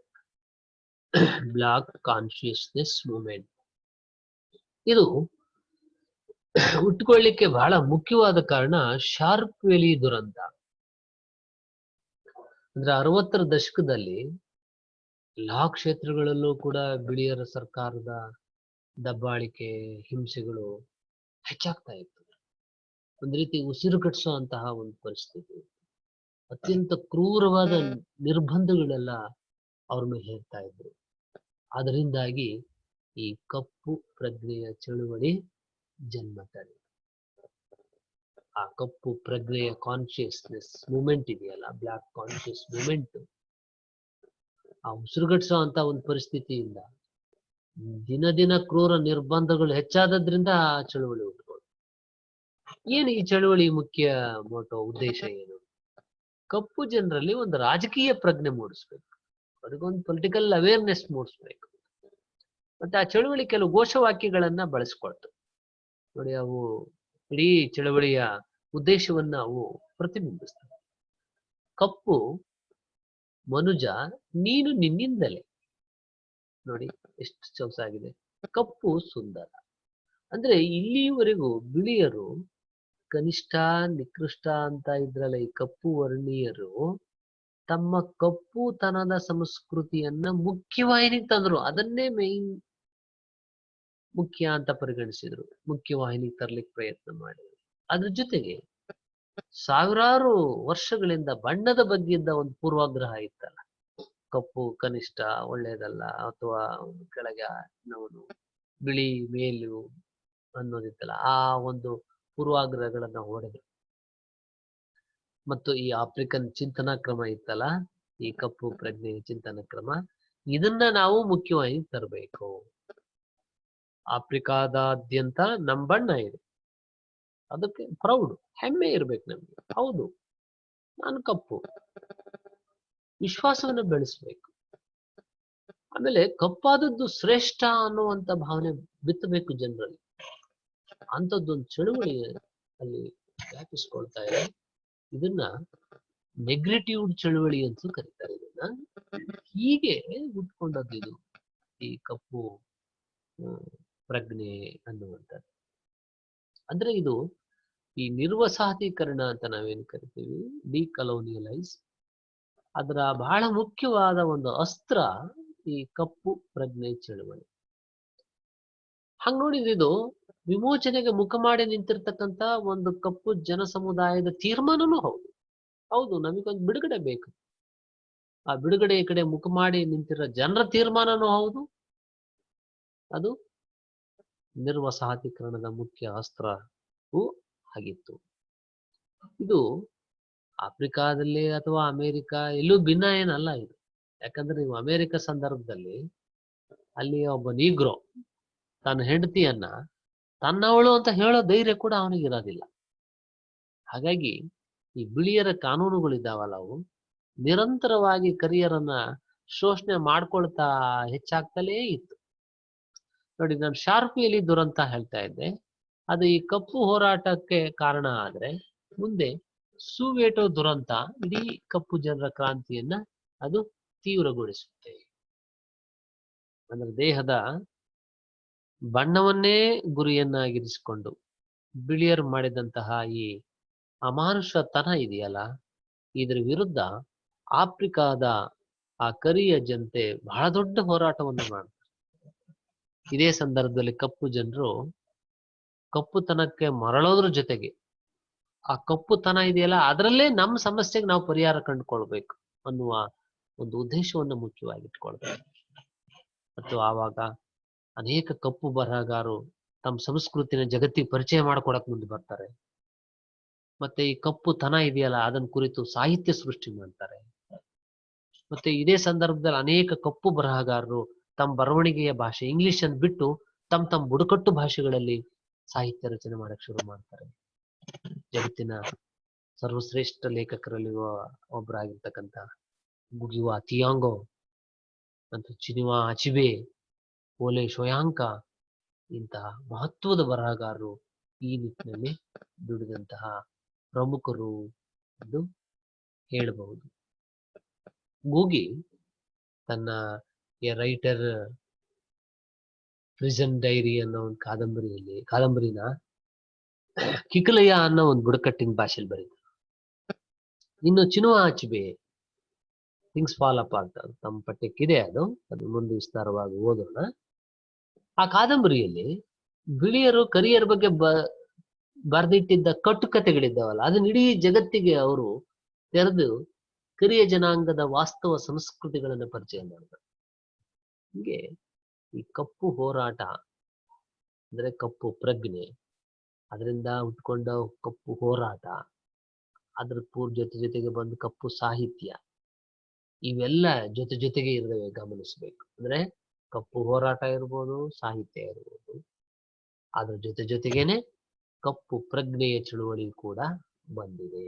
ಹಾಗಾಗಿ ನಾವು ಯಾವುದೇ ಕಾಲದ ಒಂದು ಚಳುವಳಿಯನ್ನ ಅಥವಾ ಆ ಕಾಲದಲ್ಲಿ ರಚಿತವಾದ ಸಾಹಿತ್ಯವನ್ನ ನಾವು ಬೇರೆ ಮಾಡಿ ನೋಡ್ಲಿಕ್ಕಾಗಲ್ಲ. ಅವೆಲ್ಲ ಒಟ್ಟೊಟ್ಟಿಗೆನೆ ಜೊತೆಗೇನೆ ಒಂದೊಂದು ಕೈ ಹಿಡಿದು ಮತ್ತೊಂದು ನಡೆದುಕೊಂಡು ಬಂದಿವೆ ಅಂತ ಹೇಳ್ಬೋದು. ಹಾಗಾಗಿ ನಾವು ಕಪ್ಪು ಪ್ರಜ್ಞೆ ಪರಿಕಲ್ಪನೆ ತಿಳ್ಕೊಳ್ಬೇಕು ಅಂದ್ರೆ ಈ ಕಪ್ಪು ಪ್ರಜ್ಞೆ ಚಳುವಳಿ ಯಾಕೆ ಹುಟ್ಕೊಳ್ತು, ಯಾಕೆ ಹೋರಾಟ ನಡೀತು, ಮತ್ತೆ ಸಾಹಿತ್ಯ ಯಾಕೆ ಬಂತು ಅನ್ನೋದನ್ನು ನೋಡ್ಬೇಕ. ಇದು ಪೂರಕವಾಗಿ ಕಪ್ಪು ಸಾಹಿತ್ಯ ಮತ್ತು ಅದರ ಪ್ರಮುಖ ಧೋರಣೆಗಳನ್ನ ಸ್ಥೂಲವಾಗಿ ತಿಳಿಯೋ ಪ್ರಯತ್ನ ಮಾಡೋಣ. ಆಫ್ರಿಕಾದ ತುಳಿತಕ್ಕೆ ಒಳಗಾದ ಲೇಖಕರು ರಚನೆ ಮಾಡಿದ ಸಾಹಿತ್ಯ ತುಂಬಾ ಸರಳವಾಗಿ ಒಳಗಾದ ಕಪ್ಪು ಸಾಹಿತ್ಯ ಅಂತ. ಯಾಕಂದ್ರೆ ಬಣ್ಣದ ಕಾರಣಕ್ಕೆ ಇಡೀ ವಿಶ್ವದ ರಾಜಕಾರಣದಲ್ಲಿ ತುಳಿತ ಶೋಷಣೆಗೆ ಒಳಗಾದಂಥವರ ಒಂದು ಎಕ್ಸ್ಪ್ರೆಷನ್, ಅಭಿವ್ಯಕ್ತಿ ಅದು.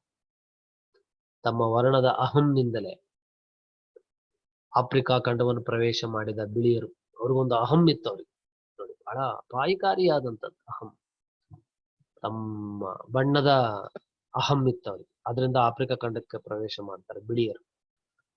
ಕಗ್ಗತ್ತಲ್ ಖಂಡ ಅಂತ ಅವ್ರು ಭಾವಿಸ್ತಾರೆ. ನಮಗ್ ಬಹಳ ತಿಳುವಳಿಕೆ ಇದೆ, ಜ್ಞಾನದ ಬೆಳಕನ್ನು ಅಲ್ಲಿಗೆ ನಾವು ತಗೊಂಡು ಹೋಗ್ತಾ ಇದ್ವಿ ಅಂತ ಘೋಷಣೆ ಮಾಡ್ತಾರ.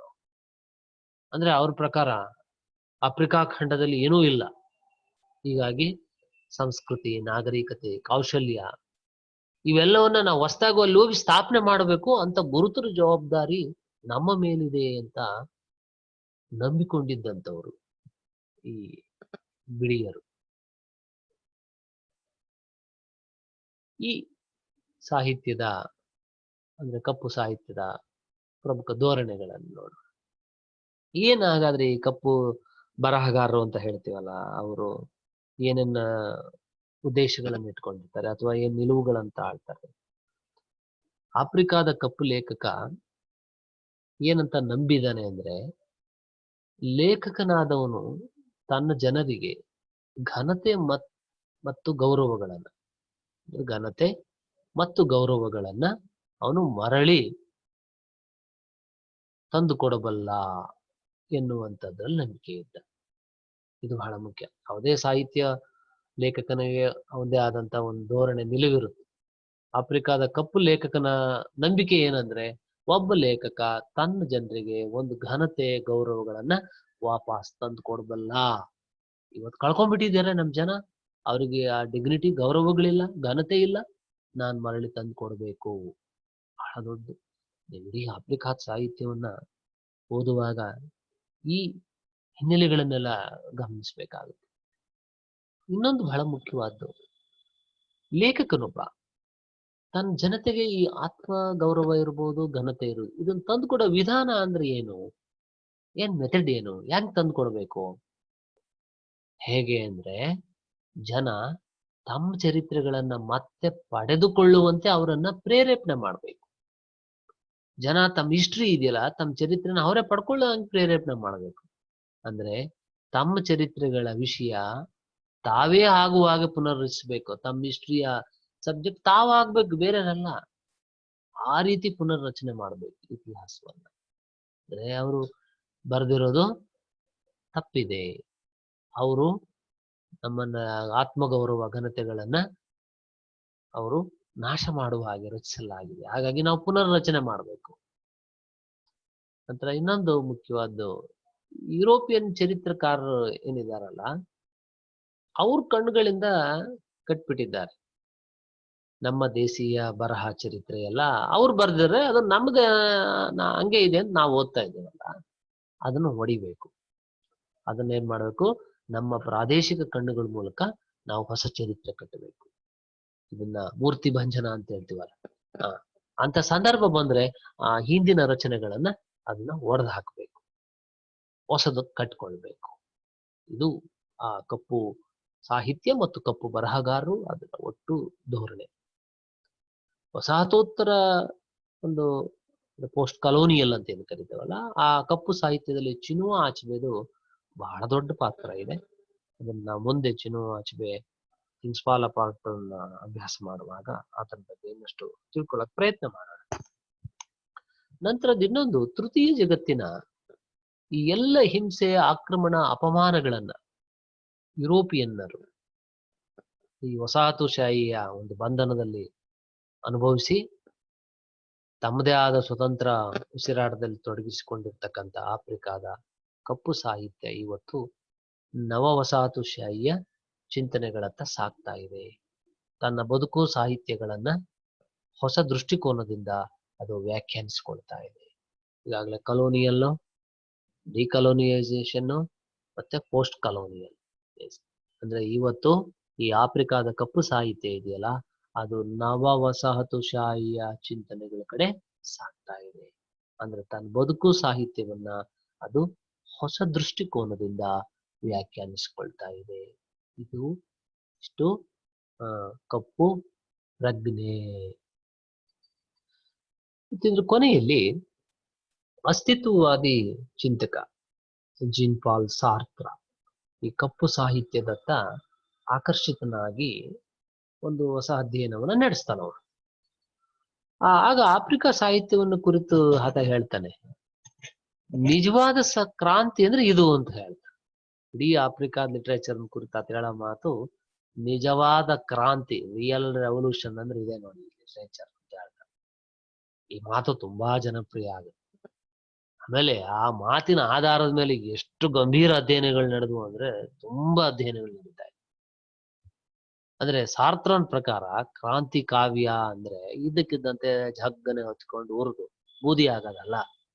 ಅದು ಒಂದು ಮನಸ್ಸಿನಿಂದ ಮತ್ತೊಂದು ಮನಸ್ಸಿಗೆ ನಿರಂತರವಾಗಿ ಪಯಣಿಸುವ ಬೆಳಕು. ಒಬ್ಬನ ಕೈಯಿಂದ ಮತ್ತೊಬ್ಬನ ಕೈಗೆ ವರ್ಗಾಯಿಸಲ್ಪಡುವ ಒಂದು ಬೆಳಕಿನ ಪಂಜು ಅಂತೀವಲ್ಲ, ಆ ಪಂಜು ಇದ್ದ ಹಾಗೆ ಅದು ಯಾವತ್ತೂ ನಿರಂತರವಾಗಿ ಸಾಗಬೇಕಾದ್ದು, ನಡೆಯಬೇಕಾದ್ದು. ಇದಿಷ್ಟು ಕಪ್ಪು ಪ್ರಜ್ಞೆ ಕುರಿತಂತ. ಇನ್ನೊಂದು ಮುಖ್ಯ ಪರಿಕಲ್ಪನೆ ಅಸಂಗತವಾದ. ಮೊದಲು ಇದರ ಅರ್ಥ ಮತ್ತು ಸ್ವರೂಪ ನೋಡೋಣ. ಇಂಗ್ಲಿಷ್ನ ಅಬ್ಸರ್ಡ್ ಅನ್ನುವ ಪದ ಇದೆಯಲ್ಲ, ಈ ಪದಕ್ಕೆ ಸಂವಾದಿಯಾಗಿ ಕನ್ನಡದಲ್ಲಿ ಅಸಂಗತ ಅಂತ ನಾವು ಬಳಕೆ ಮಾಡ್ತಾ ಇದ್ದೀವಿ. ಈ ಅಬ್ಸರ್ಡ್ ಅನ್ನೋ ಪದ ಇದೆಯಲ್ಲ, ಇದು ಬಹಳಷ್ಟು ಜ್ಞಾನ ಶಾಖೆಗಳಲ್ಲಿ ಬಳಕೆ ಆಗ್ತಾ ಇದೆ. ಇದು ಮೂಲತಃ ಸಂಗೀತ ಶಾಸ್ತ್ರದಿಂದ ಬಂದ ಪದ ಇದು. ಅಲ್ಲಿ ಅಬ್ಸರ್ಡ್ ಅಂದ್ರೆ ಅಪಸ್ವರ ಅಂತ, ಸ್ವರಗಳ ಇದೆಯಲ್ಲ ಅಪಸ್ವರ ಅಂತ, ಅಥವಾ ಅಸಾಂಗತ್ಯ ಅಂತ, ಒಂದು ಸಂಗತ ಹೊಂದಾಣಿಕೆ ಇಲ್ಲದೆ ಇರೋದು ಅಂತ. ನೋಡಿ, ಗಣಿತ ಶಾಸ್ತ್ರದಲ್ಲೂ ಬಳಕೆ ಆಗುತ್ತೆ. ಅಲ್ಲಿ ಲೆಕ್ಕ ಮಾಡೋ ವಿಧಾನ ಇದೆಯಲ್ಲ, ಆ ಲೆಕ್ಕ ಮಾಡೋ ಮೆಥಡ್ಸ್ಗೆ ಸರ್ಡ್ ಅಂತ ಹೇಳ್ತಾರೆ. ಆ ಸರ್ಡ್ ಅಂತ ಕರೀತಾರ ಅವರು. ಅಬ್ಸರ್ಡ್ ಅಂದ್ರೆ ಆ ಶಬ್ದಕ್ಕೆ ವಿರುದ್ಧ ಅಂತ. ಅಂದ್ರೆ ಸರ್ಡ್ ಅಂದ್ರೆ ಒಂದು ಮೆಥಡ್, ವಿಧಾನ, ಕ್ರಮ. ಅಬ್ಸರ್ಡ್ ಅಂದ್ರೆ ಅಸ್ತವ್ಯಸ್ತ ಅಂತ. ಅಂದ್ರೆ ಮ್ಯಾಥಮೆಟಿಕಲ್ ಟರ್ಮಿನಾಲಜಿಯಲ್ಲಿ ಅಸ್ತವ್ಯಸ್ತ ಅಂತ. ಇನ್ನು ನ್ಯಾಯಶಾಸ್ತ್ರೀಯ ದೃಷ್ಟಿಯಿಂದ ನೋಡಿದ್ರೆ ಅದು ತರ್ಕಹೀನ, ಅವಿವೇಕ ಮಾರ್ಗ ಅಂತ. ಕಲಾಶಾಸ್ತ್ರೀಯ ದೃಷ್ಟಿಯಿಂದ ನೋಡಿದ್ರೆ ಅಸಮಂಜಸ, ಮೇಳವಿಲ್ಲದ್ದು ಅಂತ. ಮತ್ತೆ ಸಾಮಾನ್ಯವಾಗಿ ಇದಕ್ಕೆ ಅನೌಚಿತ್ಯ, ನಿರರ್ಥಕತೆ, ನಿರುಪಯೋಗಿ, ಹಾಸ್ಯಾಸ್ಪದ ಎಂಬ ನಿಘಂಟಿನ ಅರ್ಥಗಳೂ ಇದ್ದಾವೆ. ಆದ್ರೆ ಅಬ್ಸರ್ಡ್ ಪದಕ್ಕೆ ಸಂವಾದಿಯಾಗಿ ನಾವು ಕನ್ನಡದಲ್ಲಿ ಬಳಸ್ತಾ ಇರುವ ಅಸಂಗತ ಶಬ್ದಕ್ಕೆ ಈ ಎಲ್ಲಾ ಪದಗಳ ಒಂದು ಹಿನ್ನೆಲೆ ಇಲ್ಲ. ಸಾಮಾನ್ಯವಾಗಿ ಅರ್ಥಹೀನ, ಅಸಂಬದ್ಧ, ಅಪ್ರಾಸಂಗಿಕ, ಸಾಮರಸ್ಯವಿಲ್ಲದ್ದು ಈ ಮೊದಲಾದ ಅರ್ಥಗಳನ್ನ ಇದು ಸೂಚಿಸುತ್ತಷ್ಟೆ.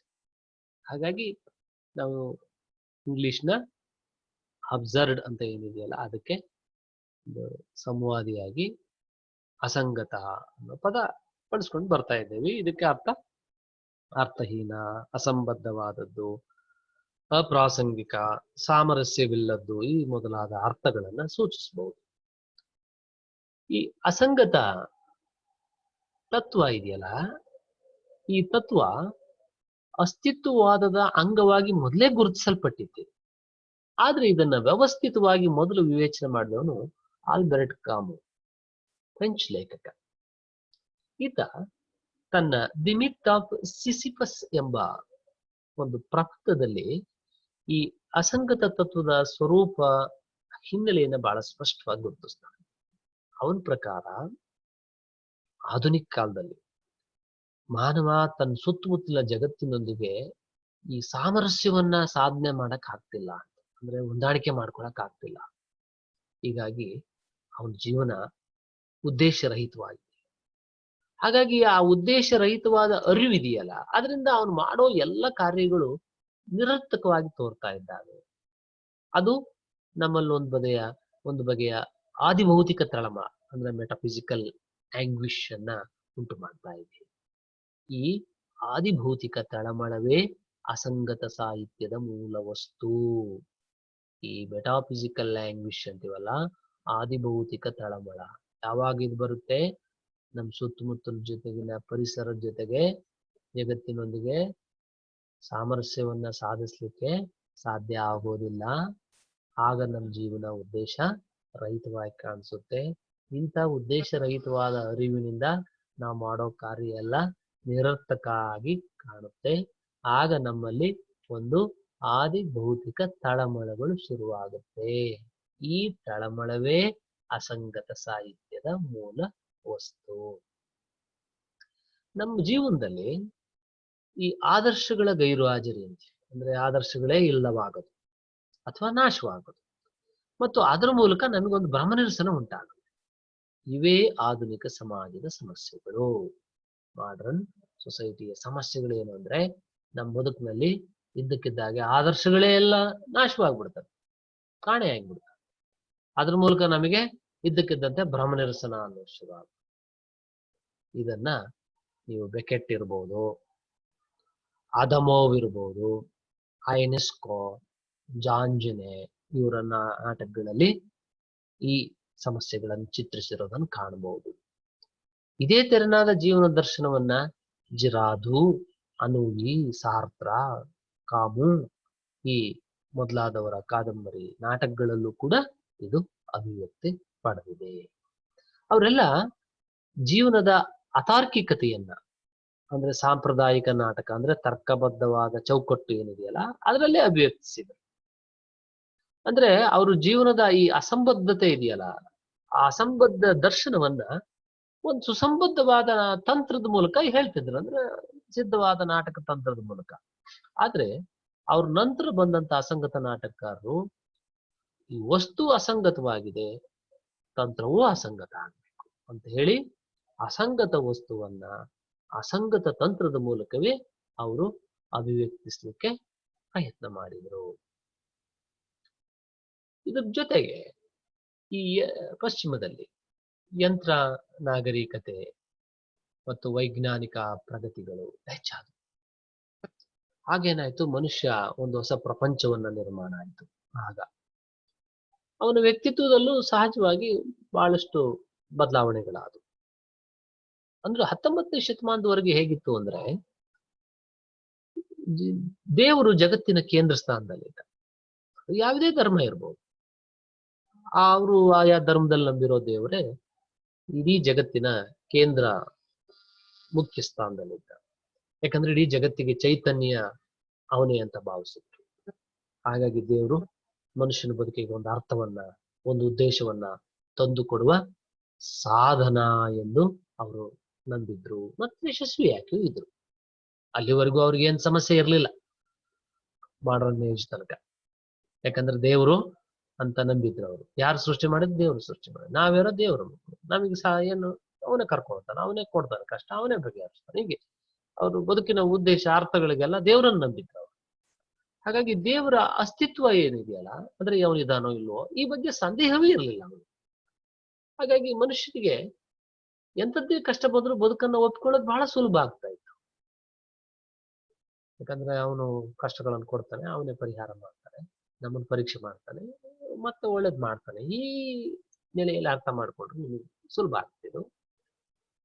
ಅಂದ್ರೆ ಜಗತ್ತಿನ ವ್ಯವಸ್ಥೆಯಲ್ಲಿ ಒಂದು ತರ್ಕವನ್ನ, ನ್ಯಾಯವನ್ನ ಈ ಪರಿಕಲ್ಪನೆ ಒದಗಿಸ್ಕೊಟ್ಟಿತ್ತು.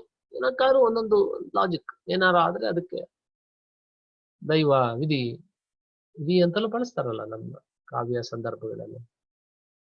ಏನಾದ್ರೂ ಕಷ್ಟಗಳಿಗೆ, ಸಮಸ್ಯೆಗಳಿಗೆ ಏನು ಅರ್ಥ ಆಗಿಲ್ಲ ಅಂದ್ರೆ ಏನು ವಿಧಿ ಮೊರೆ ಹೋಗ್ಬಿಡೋದು. ವಿಧಿ ನಿಯತಿಯನ್ನ ಮೀರಿದ ಪಾರ, ಹಣೆ ಬರಹ ಅಂತೀವಲ್ಲ ಹಾಗೆ. ಹಣೆಯಲ್ಲಿ ಬರಹ ಏನ್ ಮಾಡ್ಲಿಕ್ಕಾಗಲ್ಲ, ನಾವು ಅದನ್ನ ಅನುಭವಿಸ್ಬೇಕು. ನೋಡಿ, ಅವಾಗ ಕಾನ್ಫಿಡೆಂಟ್ ಬಂದ್ಬಿಡುತ್ತವ್. ಹಣೆಯಲ್ಲಿ ಹೆಂಗ್ ಬರ್ದಿದೆ, ಏನ್ ಮಾಡಕ್ಕಾಗಲ್ಲ, ನಾವು ಹಾಗೆ ಇರ್ತೀವಿ. ಆದ್ರೆ ಸಮಸ್ಯೆ ಯಾವಾಗ ಶುರುವಾಯ್ತು ನೋಡಿ, 19ನೇ ಶತಮಾನದಲ್ಲಿ ಏನಾಯ್ತು, ಯಂತ್ರ ನಾಗರಿಕತೆ, ವೈಜ್ಞಾನಿಕ ಸಂಶೋಧನೆಗಳೆಲ್ಲ ಹೆಚ್ಚಾದ್ವಲ್ಲ, ಆವಾಗ ದೇವರ ಅಸ್ತಿತ್ವವನ್ನು ಕುರಿತಂತಹ ಸಂದೇಹಗಳು ಹುಟ್ಟಕ್ ಶುರುವಾದ. ಹಾಗಾದ್ರೆ ಎಲ್ಲಿದ್ದಾನಪ್ಪ? ಎಲ್ಲ ಗ್ರಹಗಳಿಗೂ ಹೋಗಿ ಬರ್ಲಿಕ್ಕೆ ಶುರು ಮಾಡಿದ್ರು. ಏನಿದೆ ಎಲ್ಲ ಕಾರ್ಯಕಾರಣ ಸಂಬಂಧಗಳು, ಬೇರೆ ಬೇರೆ ವಿಜ್ಞಾನದ ಪ್ರಯೋಗಗಳು ಎಲ್ಲ ಆಗ ಬಂದು ಆವಾಗ ದೇವರ ಅಸ್ತಿತ್ವ ಪ್ರಶ್ನೆ ಶುರುವಾಯ್ತು, ಸಂದೇಹ ಶುರುವಾಯ್ತು. ನೀವಾಗ್ಲೇ ತಿಳಿದಿರ್ತೀರ, ಖ್ಯಾತ ತತ್ವಜ್ಞಾನಿ ನೀಶೆ ಅವನು ಅಧಿಕೃತ ದೇವರು ಸಾವನ್ನ ಡಿಕ್ಲೇರ್ ಮಾಡ್ಬಿಡ್ತಾನೆ. ದೇವರು ಅವನು ಸತ್ತ ಅಂತ ಹೇಳ್ಬಿಡ್ತಾನೆ. ನೋಡಿ, ಇದು ಒಂದ್ ಕಡೆ. ಇನ್ನೊಂದು ಕಡೆ 20ನೇ ಶತಮಾನದ ಪೂರ್ವಾರ್ಧದಲ್ಲಿ 2 ಮಹಾಯುದ್ಧಗಳು ನಡೀತವೆ ಜಗತ್ತಿನಲ್ಲಿ. ಅವು ಮನುಷ್ಯನ ಜೀವನದ ಶ್ರದ್ಧೆಯನ್ನೇ ಬುಡಮೇಲು ಮಾಡಿ. ಯಾಕಂದ್ರೆ ಇದ್ದಕ್ಕಿದ್ದಂತೆ ಒಂದು ಮಹಾ ಯುದ್ಧ ಒಂದು ಜಗತ್ತನ್ನ ಆವರಿಸ್ಕೊಂಡ್ಬಿಟ್ಟು ಅವರು ಬದುಕಿನಲ್ಲಿ ತಲ್ಲಣಗಳನ್ನುಂಟು ಮಾಡಿದಾಗ ಬದುಕಿನ ಬಗ್ಗೆ ಶ್ರದ್ಧೆನೇ ಕಳ್ಕೊಂಡ್ಬಿಡ್ತಾನೆ ಮನುಷ್ಯ. ಇದು ಸ್ಥೂಲವಾಗಿ ಜಗತ್ತನ್ನು ವ್ಯಾಪಿಸಿದ್ರು ಕೂಡ ಯುರೋಪನ್ನ ಬಹಳ ತೀವ್ರವಾಗಿ ಈ ಅಶ್ರದ್ಧೆ ಕಲಕ್ತಿದೆ.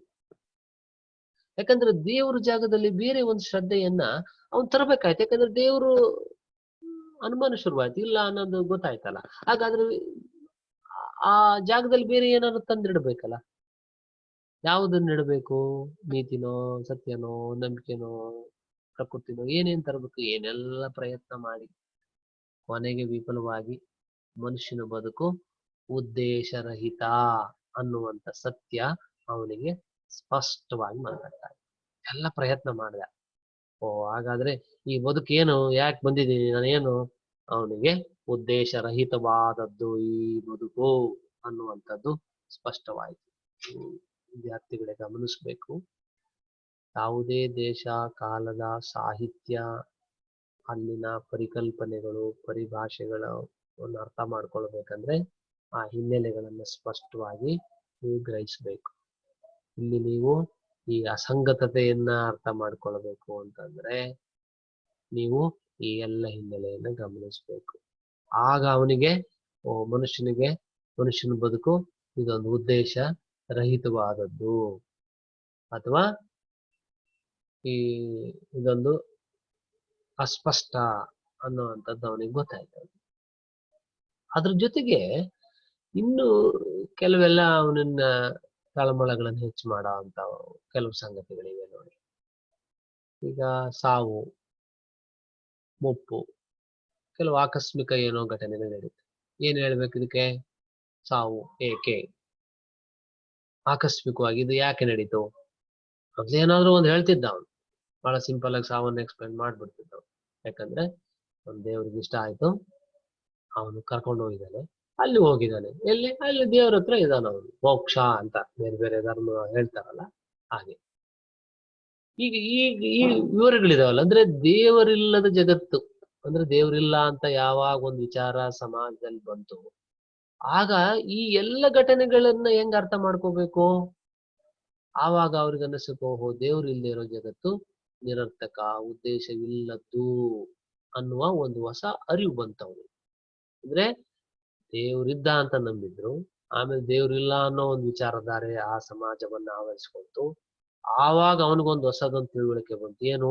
ಓಹೋ, ಈ ಜಗತ್ತಿನಲ್ಲಿ ದೇವ್ರಿಲ್ಲ, ಹಾಗಾದ್ರೆ ಈ ದೇವ್ರಿಲ್ಲದೆ ಇರೋ ಜಗತ್ತಿನಲ್ಲಿ ನಿರರ್ಥಕ, ಉದ್ದೇಶ ಇಲ್ಲದ್ದು ಅನ್ನೋದೊಂದು ಅರಿವು ಬಂತು ನೋಡಿ. ಆ ಅರಿವಿನಿಂದ ಮನುಷ್ಯ ತನ್ನ ಬದುಕನ್ನು ಎದುರಿಸಕ್ ಹೊರಟ. ಅಂದ್ರೆ ಉದ್ದೇಶವೇ ಇಲ್ಲದ ನಿರರ್ಥಕವೆನ್ನಬಹುದಾದ ಈ ಬದುಕಿನಲ್ಲಿ ಅವನು ಹೊರಟಾಗ ಅವನಿಗೆ ಕೆಲವು ತಳಮಳಗಳು ಶುರುವಾಗುತ್ತೆ, ಅವನ ಮನಸ್ಸಿನಲ್ಲಿ ಗೊಂದಲಗಳು ಶುರುವಾಗ್ತವೆ, ಹೋರಾಟ ಶುರುವಾಗುತ್ತೆ, ಏಕತಾನತೆ ಶುರುವಾಗುತ್ತೆ. ಇದೆಲ್ಲವನ್ನು ಕೂಡ ಕಟ್ಟಿಕೊಡ್ಲಿಕ್ಕಾಗಿನೇ ಹೊಸದೊಂದು ತತ್ವ, ಹೊಸದೊಂದು ಪ್ರಕಾರ, ಹೊಸದೊಂದು ಬಗೆಗಳು ಹುಟ್ಕೊಳ್ತವೆ. ಹಾಗೆ ಅಸಂಗತ ನಾಟಕಗಳು ಬಂದದ್ದು, ಅವು ಇದನ್ನು ಶೋಧ ಮಾಡಕ್ ಶುರು ಮಾಡಿ. ಹಾಗಾದ್ರೆ ಇಲ್ಲಿವರೆಗೂ ನಾಟಕಗಳಿದ್ವಲ್ಲ, ಇದ್ವು. ಇಲ್ಲಿವರೆಗೂ ನಾಟಕ ಅವ್ಯಾಗಿದ್ವು ಅಂದ್ರೆ ತರ್ಕಬದ್ಧವಾದ ಬದುಕು, ಎಲ್ಲದಕ್ಕೂ ಒಂದು ತರ್ಕ ಇತ್ತಪ್ಪ, ಯಾಕೆ ಹುಟ್ಟಿದೆ, ಯಾಕೆ ಸತ್ತೆ, ಏನಾಯ್ತು, ಎಲ್ಲದಕ್ಕೂ ಅವ್ರದೇ ಆದ ನಂಬಿಕೆ ಮೇಲೆ ವಿವರಿಸ್ತಿದ್ರು. ಆದ್ರೆ ಈಗ ತರ್ಕ ಮತ್ತು ನಂಬಿಕೆಗಳಿಲ್ಲ, ಈಗ ಸಂವಾದವೇ ಇಲ್ಲ ಈ ಜಗತ್ತಿನಲ್ಲಿ. ಅಂದ್ರೆ ಸಂವಾದ ರಹಿತವಾದ ಜಗತ್ತನ್ನ ವಿವರಿಸ್ಲಿಕ್ಕೆ ಈ ವಿಧಾನವನ್ನ ನಾವು ಬಳಸಂಗಿಲ್ಲ. ಹಾಗಾಗಿ ಅಸಂಗತವಾದಂತಹ ಬದುಕನ್ನ ನಾವು, ಅಂದ್ರೆ ಒಂದಕ್ಕೊಂದು ಹೊಂದಾಣಿಕೆ ಇಲ್ಲದೆ ಇರೋಂಥದ್ದು, ಅಸಮಂಜಸ, ಅಸಾಂಗತ್ಯದಿಂದ ಕೂಡಿರೋ ಬದುಕು, ಇದನ್ನ ಮಂಡಿಸ್ಲಿಕ್ಕೆ ಬೇರೆಯದೇ ಆದ ತಂತ್ರ ಬೇಕು, ವಿಧಾನ ಬೇಕು. ಹಾಗಾಗಿ ಅಸಂಗತ ಅನ್ನುವಂತ ಒಂದು ವಿಧಾನ, ಒಂದು ತತ್ವ, ಒಂದು ಅನುಭವಗಳನ್ನು ನಿರೂಪಿಸುವ ಒಂದು ಕ್ರಮ ಕಂಡುಕೊಂಡ್ರು. ಆಗ್ಲೇ ಉಟ್ಕೊಂಡದ್ದು ಅಸಂಗತ ರಂಗಭೂಮಿ ಅಂತ ನಾಟಕದಲ್ಲಿ ಈಗಾಗಲೇ ಓದಿದ್ದೆ ಅದು. ಹಾಗಾಗಿ ಅಸಂಗತ ರಂಗಭೂಮಿ ಅದೇ ನಿರಾಶಾವಾದವನ್ನೇನು ಪ್ರತಿಪಾದನೆ ಮಾಡಲ್ಲ ಹಾಗಂದ ತಕ್ಷಣವೇ. ಅದು ಯಾಕಂದ್ರೆ ಮನುಷ್ಯ ಮತ್ತೆ ನಾಗರಿಕ ಸ್ಥಿತಿಯನ್ನು ತಲುಪ್ತಾನೆ ಅನ್ನೋ ಹೋಪ್ಸ್, ಭರವಸೆ, ಸಾಧ್ಯತೆ ಅದನ್ನೂ ಸೂಚನೆ ಮಾಡೋದಿಲ್ಲ ನೋಡಿ. ಇದು ಗಮನಿಸಿ, ಅಸಂಗತ ರಂಗಭೂಮಿ ಈ ಕಡೆ ನಿರಾಶಾವಾದವನ್ನು ಹೇಳಲ್ಲ, ಒಂದು ರೀತಿ ಆಶಾವಾದವನ್ನು ಸೂಚಿಸೋದಿಲ್ಲ ಅದು. ಹಾಗಾದ್ರೆ ಬದಲಾದ ಹೊಸ ಜಗತ್ತಿನೊಂದಿಗೆ ಮನುಷ್ಯ ಧೈರ್ಯವಾಗಿ, ಮುಕ್ತವಾಗಿ, ಭ್ರಮೆ ಇಲ್ಲದೆ ಒಪ್ಪಂದ ಮಾಡಿಕೊಂಡು ಬದುಕಬೇಕಾದ ಒಂದು ಅಗತ್ಯತೆಯನ್ನ ಅದು ಪ್ರತಿಪಾದನೆ ಮಾಡುತ್ತೆ. ಇನ್ನು ಈ ಅಸಂಗತ ಸಾಹಿತ್ಯದ ಧೋರಣೆಗಳೇನು ನೋಡೋಣ. ಏನದರ ಧೋರಣೆಗಳು? ಧೋರಣೆ, ನಿಲುವುಗಳು ಅಂತ ಹೇಳ್ತೀವಲ್ಲ, ಹಾಗೆ ಅವರ ನಿಲುವು ಏನು, ಧೋರಣೆ ಏನು? ಈ ಉದ್ದೇಶ ರಹಿತವಾದ ಈ ಚಟುವಟಿಕೆಗಳ ತೊಳಲಾಟದಲ್ಲಿ ಬದುಕಬೇಕಾದ ಮನುಷ್ಯ ಜೀವನದ ವ್ಯಂಗ್ಯವನ್ನ ಅಸಂಗತ ಎಂಬ ಪದ ಸೂಚಿಸುತ್ತೆ. ಅಂದ್ರೆ ಉದ್ದೇಶರಹಿತ ಚಟುವಟಿಕೆಗಳ ಒಂದು ತೊಳಲಾಟ, ಅದರಲ್ಲಿ ಬದುಕಬೇಕಾದ ಮನುಷ್ಯ ಜೀವನದ ವ್ಯಂಗ್ಯವನ್ನ ಈ ಅಸಂಗತ ಎಂಬ ಪದ ಸೂಚಿಸುತ್ತೆ. ಯಾಕೆ ಬಂತು ಅಸಂಗತ? ಈ ತರದ್ದೊಂದು ತೊಳಲಾಟದಲ್ಲಿ ಮನುಷ್ಯ ಬದುಕ್ತಾನಲ್ಲ, ಆ ಬದುಕನ್ನ ವ್ಯಂಗ್ಯ ಮಾಡ್ಲಿಕ್ಕೆ ಈ ಅಸಂಗತ ಅನ್ನೋ ಕಾನ್ಸೆಪ್ಟ್ ಬೇಕಾಯ್ತು.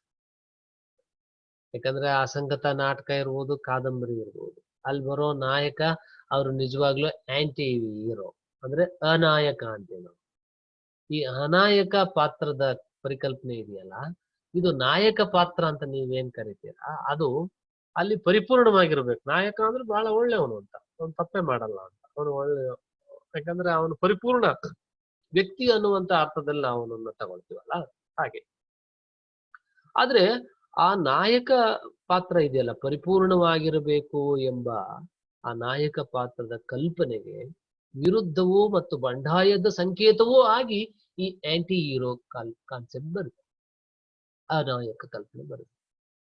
ಅಂದ್ರೆ ಸಾಂಪ್ರದಾಯಿಕ ನಾಯಕ ಪಾತ್ರಗಳಂತ ಅಲ್ಲದೆ ಈ ಅಸಂಗತ ಕೃತಿಗಳ ಅನಾಯಕನಲ್ಲಿ ಖಳನ ಗುಣಗಳು ಕಾಣಿಸ್ಕೊಳ್ತವೆ, ವಿಲನ್ನಿನ ಲಕ್ಷಣಗಳು ಕಾಣಿಸ್ಕೊಳ್ತವೆ.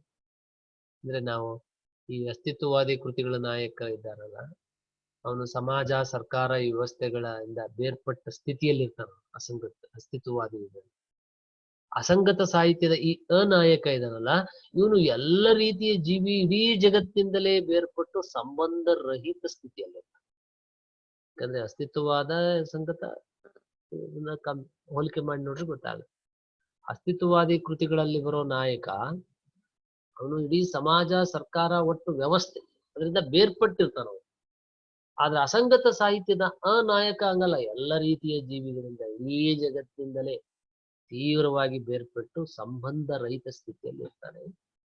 ಹಾಗಾಗಿ ಈ ಅಸಂಗತ ಸಾಹಿತ್ಯದಲ್ಲಿ ದೇವರ ಕಲ್ಪನೆ ಸಂಪೂರ್ಣ ಮಾಯವಾಗಿದೆ. ತಮ್ಮ ಬಗ್ಗೆ ಯಾವ ಕುತೂಹಲ ಕಾಳಜಿಯನ್ನು ತೋರಿಸದ ಉದ್ದೇಶ ರಹಿತವಾದ ಈ ಪ್ರಪಂಚದಲ್ಲಿ ಮನುಷ್ಯ ಏಕಾಂಗಿಯಾಗಿ ಬದುಕ್ತಾ ಇದ್ದಾನೆ. ಪ್ರಕೃತಿ ಜೊತೆ ಯಾವುದೇ ಸಂಬಂಧ ಏರ್ಪಾಟು ಮಾಡ್ಕೊಳ್ಳೋದ್ರಲ್ಲಿ ವಿಫಲವಾಗಿದ್ದಾನೆ. ಹಾಗೆ ಮನುಷ್ಯನಿಗೆ ಆಗುವ ಯಾವ ಅನುಭವಕ್ಕೂ ಉದ್ದೇಶ ಇಲ್ಲ. ಈ ಸಂಬಂಧ ರಹಿತ, ಉದ್ದೇಶ ರಹಿತಗಳಿಂದಾಗಿ ಮನುಷ್ಯನ ಬದುಕು ಅಸಂಗತವಾಗಿದೆ. ನೋಡಿ, ಇದೇ ಈ ಅಸಂಗತ ಸಾಹಿತ್ಯದ ಒಂದು ಸ್ಥೂಲ ಧೋರಣೆ. ಅದನ್ನು ಸ್ಥೂಲವಾಗಿ ಅದರ ಧೋರಣೆಯನ್ನು ಹೇಳೋದಾದ್ರೆ ನೀವು ಈ ಭಾಗವನ್ನ ಮತ್ತೆ ಗಮನಿಸಿ. ಇನ್ನು ಈ ಅಸಂಗತ ಸಾಹಿತ್ಯದ ಓದಿಗೆ ಕೆಲವು ಪ್ರಮುಖ ಲೇಖಕರನ್ನ ನೆನಪು ಮಾಡಿಕೊಳ್ಳಿ. ಆದ್ರೆ ಈ ಎಲ್ಲ ಲೇಖಕರು ಕೂಡ ಒಂದೇ ದೇಶದವರಲ್ಲ, ಅದನ್ನ ನೆನಪಿಟ್ಕೋಬೇಕು. ಬೇರೆ ಬೇರೆ ದೇಶದವರಿದ್ದಾರೆ. ಉದಾಹರಣೆ ಜಾನ್ ಪಾಲ್ ಸಾರ್ತ್ರ ಫ್ರಾನ್ಸ್ದವರು, Albert Camus France, Samuel Beckett Ireland, Arthur Adamov ರಷ್ಯಾದ ಅರ್ಮೇನಿಯಾದವರು, ಯುಜೀನ್ ಅಯನೆಸ್ಕೋ ರುಮಾನಿಯಾದವರು, ಜಾನ್ ಜೆನೆ ಫ್ರಾನ್ಸ್ನವರು, ಹ್ಯಾರಲ್ಡ್ ಪಿಂಟರ್ ಇಂಗ್ಲೆಂಡ್ ಅವರು, ಎಡ್ವರ್ಡ್ ಆಲ್ಬಿ ಅಮೆರಿಕಾದವರು, ಫರ್ನಾಂಡೋ ಆರ್ಬನ್ ಸ್ಪೇನ್ನವರು, ಎನ್.ಎಫ್. ಸಿಂಪ್ಸನ್ ಇಂಗ್ಲೆಂಡ್ ಅವರು, ಗುಂತರ್ ಗ್ರಾಸ್ ಜರ್ಮನಿಯವರು, ಹೀಗೆ ಬೇರೆ ಬೇರೆ ದೇಶದವರೆಲ್ಲ ಇದ್ದಾರೆ. ಹಾಗಾಗಿ ಇವರೆಲ್ಲ ಲೇಖಕರ ವಿಸ್ತಾರವಾದ ಓದಿನ ಮೂಲಕ, ಕೃತಿಗಳ ಮೂಲಕ ನಾವು ಇದರ ಬೇರೆ ಬೇರೆ ಧೋರಣೆ, ನಿಲುವುಗಳನ್ನ ತಿಳ್ಕೊಳ್ಳಿಕ್ಕೆ ಪ್ರಯತ್ನ ಮಾಡಬೇಕಾಗುತ್ತೆ. ಇನ್ನು ಈ ಅಸಂಗತವಾದ ಬೆಳೆದು ಬಂದ ಬಗ್ಗೆ ನೋಡೋಣ. ನಾವು ಅಸ್ತಿತ್ವವಾದ ಮತ್ತು ಸರ್ರಿಯಲಿಸಂ ಪಂಥಗಳಲ್ಲಿ ಈ ಅಸಂಗತ ಸಾಹಿತ್ಯದ ಬೇರುಗಳನ್ನು ಗುರುತಿಸಬಹುದು. ಅಸಂಗತ ಸಾಹಿತ್ಯದ ಬೇರೆ ಎಲ್ಲಿದಾವೆ ಅಂದ್ರೆ, ನೀವು ಅಸ್ತಿತ್ವವಾದದಿಂದಲೇ ಶುರುವಾಗುತ್ತೆ ಮತ್ತು ವಾಸ್ತವತಾವಾದದಲ್ಲಿ ಬರ್ತದೆ ಸರ್ರಿಯಲಿಸಂ, ಅಲ್ಲೂ ನೀವು ಇದನ್ನು ಗುರುತಿಸಬಹುದು. ಮತ್ತು ಜೇಮ್ಸ್ ಜಾಯ್ಸನ ಬರಹಗಳು ಮತ್ತು ಕಾಫ್ಕನ ದಿ ಟ್ರಯಲ್ ಮತ್ತು ಮೆಟಮಾರ್ಫಸಿಸ್, ಈ ಕೃತಿಗಳಲ್ಲಿ ಇವು ಅಸಂಗತ ಸಾಹಿತ್ಯದ ಮೇಲೆ ತುಂಬಾ ಪ್ರಭಾವ ಬೀರಿದ್ದಾರೆ. ಮತ್ತೆ ಈಗಾಗಲೇ ಹೇಳಿರೋ ಹಾಗೆ ಎರಡನೇ ಮಹಾಯುದ್ಧದ ನಂತರ ಸಾಂಪ್ರದಾಯಿಕ ಸಾಹಿತ್ಯ ಸಂಸ್ಕೃತಿಯ ಕೆಲವು ಮೂಲಭೂತ ಮೌಲ್ಯ ನಂಬಿಕೆಗಳಿಗೆ ತೀವ್ರ ಒಂದು ಪ್ರತಿಕ್ರಿಯೆಯನ್ನು ತೋರಿಸ್ಲಿಕ್ಕಾಗಿ ಈ ಒಂದು ಅಸಂಗತ ಸಾಹಿತ್ಯ ಅನ್ನೋದು ಇದು ಹುಟ್ಟಿ ಬಂತು. ಮತ್ತು ಈ ಮಹಾಯುದ್ಧ ಪೂರ್ವದಲ್ಲಿ ಪಶ್ಚಿಮದ ಜಗತ್ತಿನಲ್ಲಿ ಏನಾಗಿತ್ತು ಅಂದ್ರೆ, ಮನುಷ್ಯನಿಗೆ ಚಿಂತೆ ಮಾಡೋ ಸಾಮರ್ಥ್ಯ ಇತ್ತು, ಅವನು ಬುದ್ಧಿಜೀವಿಯಾಗಿದ್ದ, ಮತ್ತೆ ಆಂಶಿಕ ಅಂದ್ರೆ ಪಾರ್ಶಿಯಲಿ ಅಂತೀವಲ್ಲ ಹಾಗೆ ಸ್ವಲ್ಪ ಅರ್ಥ ಮಾಡ್ಕೊಳ್ಳೋ ಸಾಧ್ಯ ಇತ್ತು. ಆ ಜಗತ್ತಿನಲ್ಲಿ ಬದುಕ್ತಿದ್ದ ಅವನು. ಮತ್ತೆ ವ್ಯವಸ್ಥಿತ ಸಾಮಾಜಿಕ ಒಂದು ಚೌಕಟ್ಟುಗಳಿಗೆ ಅವನು ಬದುಕು ಒಳಪಟ್ಟಿತ್ತು. ಮತ್ತು ಸೋಲಿನಲ್ಲೂ ಘನತೆ, ಶೌರ್ಯಗಳನ್ನ ಪ್ರದರ್ಶನ ಮಾಡಬಲ್ಲ ಎಂಬ ದಾಟಿಯ ನಂಬಿಕೆಗಳಿದ್ವು. ಆದ್ರೆ ಅಸ್ತಿತ್ವವಾದಿ ಲೇಖಕರಿಂದ, ಮುಖ್ಯವಾಗಿ ಸಾರ್ತ್ರ, ಕಾಮು ಅವರಿಂದ ತೀರಾ ಭಿನ್ನವಾದ ಈ ನಂಬಿಕೆ ಸಿದ್ಧಾಂತಗಳ ಒಂದು ಪ್ರತಿಪಾದನೆ ನಡೆಯುತ್ತೆ. ಹಾಗಾಗಿ ಅಸಂಗತ ಸಾಹಿತ್ಯ ಬಹಳ ಮಟ್ಟಿಗೆ ಅಸ್ತಿತ್ವವಾದ ನಂಬಿಕೆಗಳಿಂದ ಅದು ಪ್ರಭಾವಿತ ಆಗಿದೆ. ಮನುಷ್ಯ ಒಂಟಿ, ಅಪರಿಚಿತವಾದ ಈ ವಿಶ್ವದಲ್ಲಿ ತುಂಬಾ ಅವಮಾನಕರವಾಗಿ ಬದುಕ್ತಿದ್ದಾನೆ. ಅವನಲ್ಲಿ ಯಾವುದೇ ರೀತಿಯ ಮಾನವ ಅಂತಃಸತ್ವವೇ ಇಲ್ಲ. ಅವನಲ್ಲಿ ಶೂನ್ಯದಿಂದ ಬಂದು ಶೂನ್ಯದಲ್ಲೇ ಕೊನೆಯಾಗುವ ಅವನ ಬದುಕಿನಲ್ಲಿ ಯಾವ ಮೌಲ್ಯ, ಅರ್ಥ ಇಲ್ಲ. ಈ ಧೋರಣೆ ಮುಂಚೂಣಿಗೆ ಬಂತು. ಅಂದ್ರೆ ಮನುಷ್ಯನ ಈ ಸ್ಥಿತಿ ಇದೆಯಲ್ಲ, ಇದನ್ನ ಏಲಿಯನೇಷನ್ ಅಂತಾರೆ, ಅಥವಾ ಅನಾಥ ಪ್ರಜ್ಞೆ, ಪರಕೀಯ ಪ್ರಜ್ಞೆ, ಆಗಂತುಕ ಪ್ರಜ್ಞೆ, ಏಕಾಕಿತನ, ತಬ್ಬಲಿತನ, ಪರಕೀಯತೆ ಎಂದೆಲ್ಲ ಇದನ್ನ ಗುರುತಿಸೋದುಂಟು. ಬೆಕೆಟ್ನ ವೇಟಿಂಗ್ ಫಾರ್ ಗಾಡೋ ನಾಟಕದಲ್ಲಿ ನೋಡಿ, ಇಬ್ರು ಅನಾಥ ವ್ಯಕ್ತಿಗಳು ಗುರುತಿಲ್ದೇ ಇರತಕ್ಕಂತಹ ಒಬ್ಬ ಮನುಷ್ಯನೊಬ್ಬನ ಬರುವಿಕೆಗಾಗಿ ಅವರು ಒಂದು ಬಂಜರು ಭೂಮಿಯಲ್ಲಿ ಕಾಯ್ತಾ ಇದ್ದಾರೆ. ನೋಡಿ ಆ ಸನ್ನಿವೇಶ ಹೇಗಿದೆ. ಇಬ್ರು ಅನಾಥರು ಅವರೇನೆ, ಗುರುತಿಲ್ದೇ ಇರೋ ಇನ್ನೊಬ್ಬ ಮನುಷ್ಯ ಬರ್ತಾ ಇದ್ದಾನೆ ಅಂತ ಬಂಜರು ಭೂಮಿ ಕಾಯ್ತಾ ಇದ್ದಾರೆ. ಆಗ ಅವನು ಹೇಳ್ತಾ ಮಾತಿದೆ ನೋಡಿ, ಏನೂ ಆಗುವುದಿಲ್ಲ, ಯಾರೂ ಬರುವುದಿಲ್ಲ, ಯಾರೂ ಹೋಗುವುದಿಲ್ಲ. ಇದು ಭಯಂಕರ. ಏನು ಆಗಲ್ಲ, ಯಾರು ಬರಲ್ಲ, ಯಾರು ಹೋಗೋದು ಇಲ್ಲ. ಇದು ಭಯಂಕರ. ಏನು ಅಸಂಗತ ಅಂದ್ರೆ ಅದಕ್ಕೆ ಒಂದು ಡೆಫಿನೇಷನ್ ಕೊಡೋ ತರ ಇದೆ ಈ ಮಾತು. ಅಂದ್ರೆ ಅಸಂಗತದ ವ್ಯಾಖ್ಯೆ ಎಂತಿದೆ ಈ ನಾಟಕದಲ್ಲಿ ಪಾತ್ರ ಒಂದು ಹೇಳುವ ಮಾತು. ಹೀಗೆ ನೀವು ಈ ಅಸಂಗತ ತತ್ವ ವಾದ ಹೇಗೆ ಅದು ಹುಟ್ಟಿ ಬೆಳೆದು ಬಂತು ಅನ್ನೋದನ್ನ ತಿಳಿಬೇಕು. ವಿದ್ಯಾರ್ಥಿ, ಈ 3 ಪರಿಕಲ್ಪನೆಗಳನ್ನು ಕುರಿತು 4 ಪ್ರಶ್ನೆಗಳಿವೆ. 1, ದುರಂತದ ಪರಿಕಲ್ಪನೆಯನ್ನು ವಿವರಿಸಿ. 2, ಕಪ್ಪು ಪ್ರಜ್ಞೆ ರೂಪುಗೊಂಡ ಬಗೆಯನ್ನು ನಿರೂಪಿಸಿ. 3, ಕಪ್ಪು ಸಾಹಿತ್ಯದ ಪ್ರಮುಖ ಧೋರಣೆಗಳನ್ನ ವಿಶದಪಡಿಸಿ. 4, ಅಸಂಗತವಾದ ಬೆಳೆದು ಬಂದ ಬಗೆಯನ್ನ ಚರ್ಚಿಸಿ. ಈ 4 ಪ್ರಶ್ನೆಗಳಿಗೆ ನೀವು ಈ ವಿಡಿಯೋ ಪಾಠವನ್ನ ಮತ್ತೆ ಮತ್ತೆ ಕೇಳುವ ಮೂಲಕ, ಇಲ್ಲಿ ನೀಡಿರುವ ಪರಾಮರ್ಶನ ಕೃತಿಗಳನ್ನ ಅಭ್ಯಾಸಕ್ಕೆ ಒಳಪಡಿಸಿಕೊಳ್ಳುವುದರ ಮೂಲಕ ಈ ಪ್ರಶ್ನೆಗಳಿಗೆ ಉತ್ತರಗಳನ್ನ ಸಿದ್ಧಪಡಿಸಲಿಕ್ಕೆ ಪ್ರಯತ್ನ ಮಾಡಿ. ಧನ್ಯವಾದಗಳು.